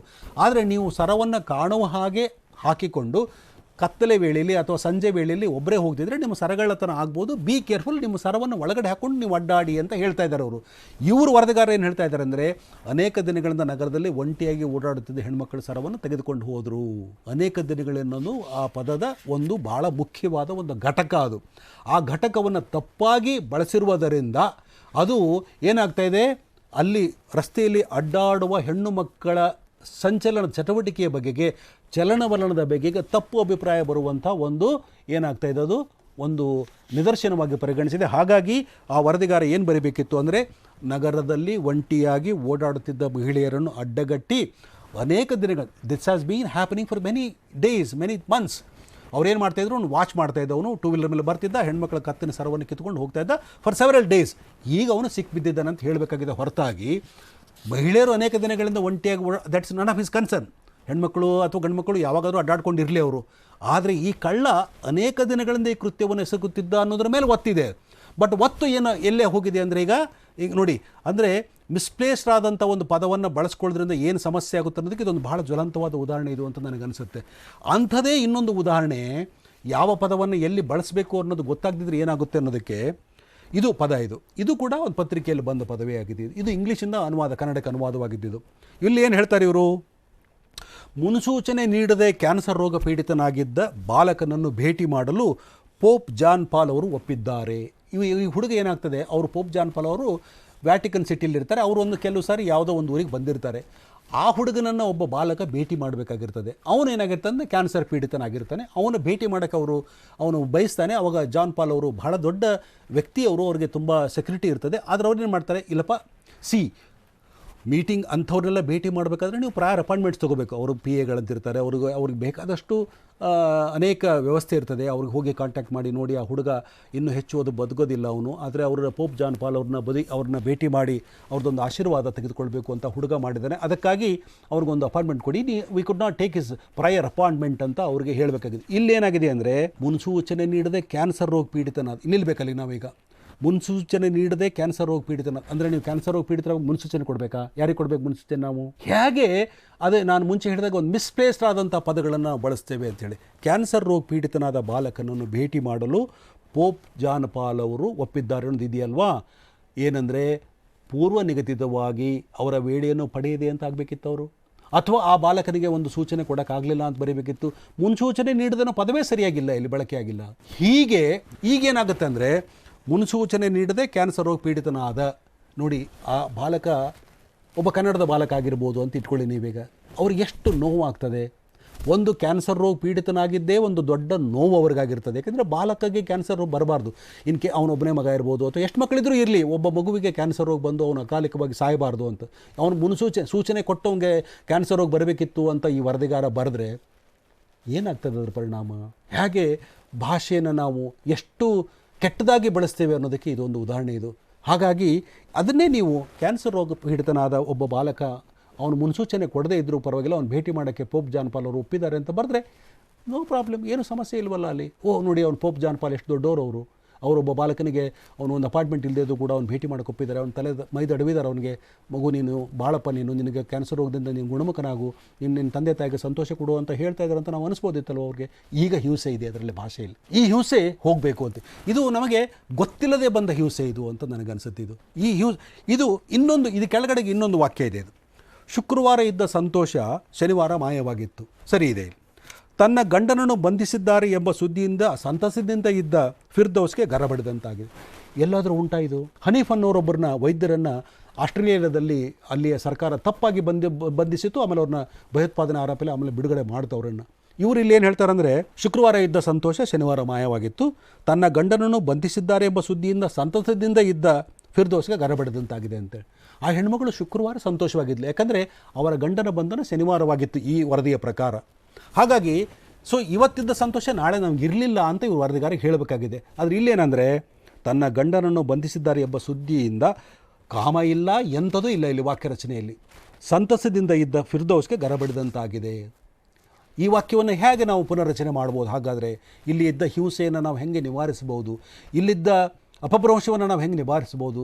ಅವರು ಶುಕ್ರವಾರ ಇದ್ದ ಸಂತೋಷ ಏನು ಶನಿವಾರ ಮಾಯವಾಗಿದೆ, ಅದು ಕರೆಕ್ಟಾಗಿದೆ. ತನ್ನ ಗಂಡನನ್ನು ಬಂಧಿಸಿದ್ದಾರೆ ಎಂಬ ಸುದ್ದಿಯಿಂದ ಶುಕ್ರವಾರ ಸಂತೋಷದಿಂದ ಇದ್ದ ಯಾರಿಗೆ? ಫಿರ್ದೌಸ್ಗೆ ಗರಬಡಿದಂತೆ. ಅಥವಾ ಇನ್ನೂ ಒಳ್ಳೆಯದು ಅಂದರೆ, ತನ್ನ ಗಂಡನನ್ನು ಬಂಧಿಸಿದ್ದಾರೆ ಎಂಬ ಸುದ್ದಿಯಿಂದ ಫಿರ್ದೌಸ್ಗೆ ಗರಬಡಿದಂತಾಗಿದೆ ಅಂತಿದ್ರೆ ಸಾಕು. ಅಲ್ಲಿ ಕಾಲಿನಿಂದ ಒದ್ದು ಅನ್ನೋ ಒಂದು ಪದವನ್ನು ನಾವು ಎಡಿಟ್ ಮಾಡಿದ ಹಾಗೆ ಇಲ್ಲಿ ಕೂಡ ಸಂತಸದಿಂದ ಇದ್ದದ್ದು ಅಗತ್ಯ ಇಲ್ಲ. ಯಾಕಂದರೆ ನೀವು ಅವ್ರಿಗೆ ಹೇಳಿದ್ರಿ ಹಿಂದೆ, ಶುಕ್ರವಾರ ಇದ್ದ ಸಂತೋಷ ಶನಿವಾರ ಮಾಯವಾಗಿದೆ ಅಂದರೆ ಶುಕ್ರವಾರ ಸಂತೋಷವಾಗಿದ್ದರು, because no untoward incident happened in the family ಅಂತೇಳಿ.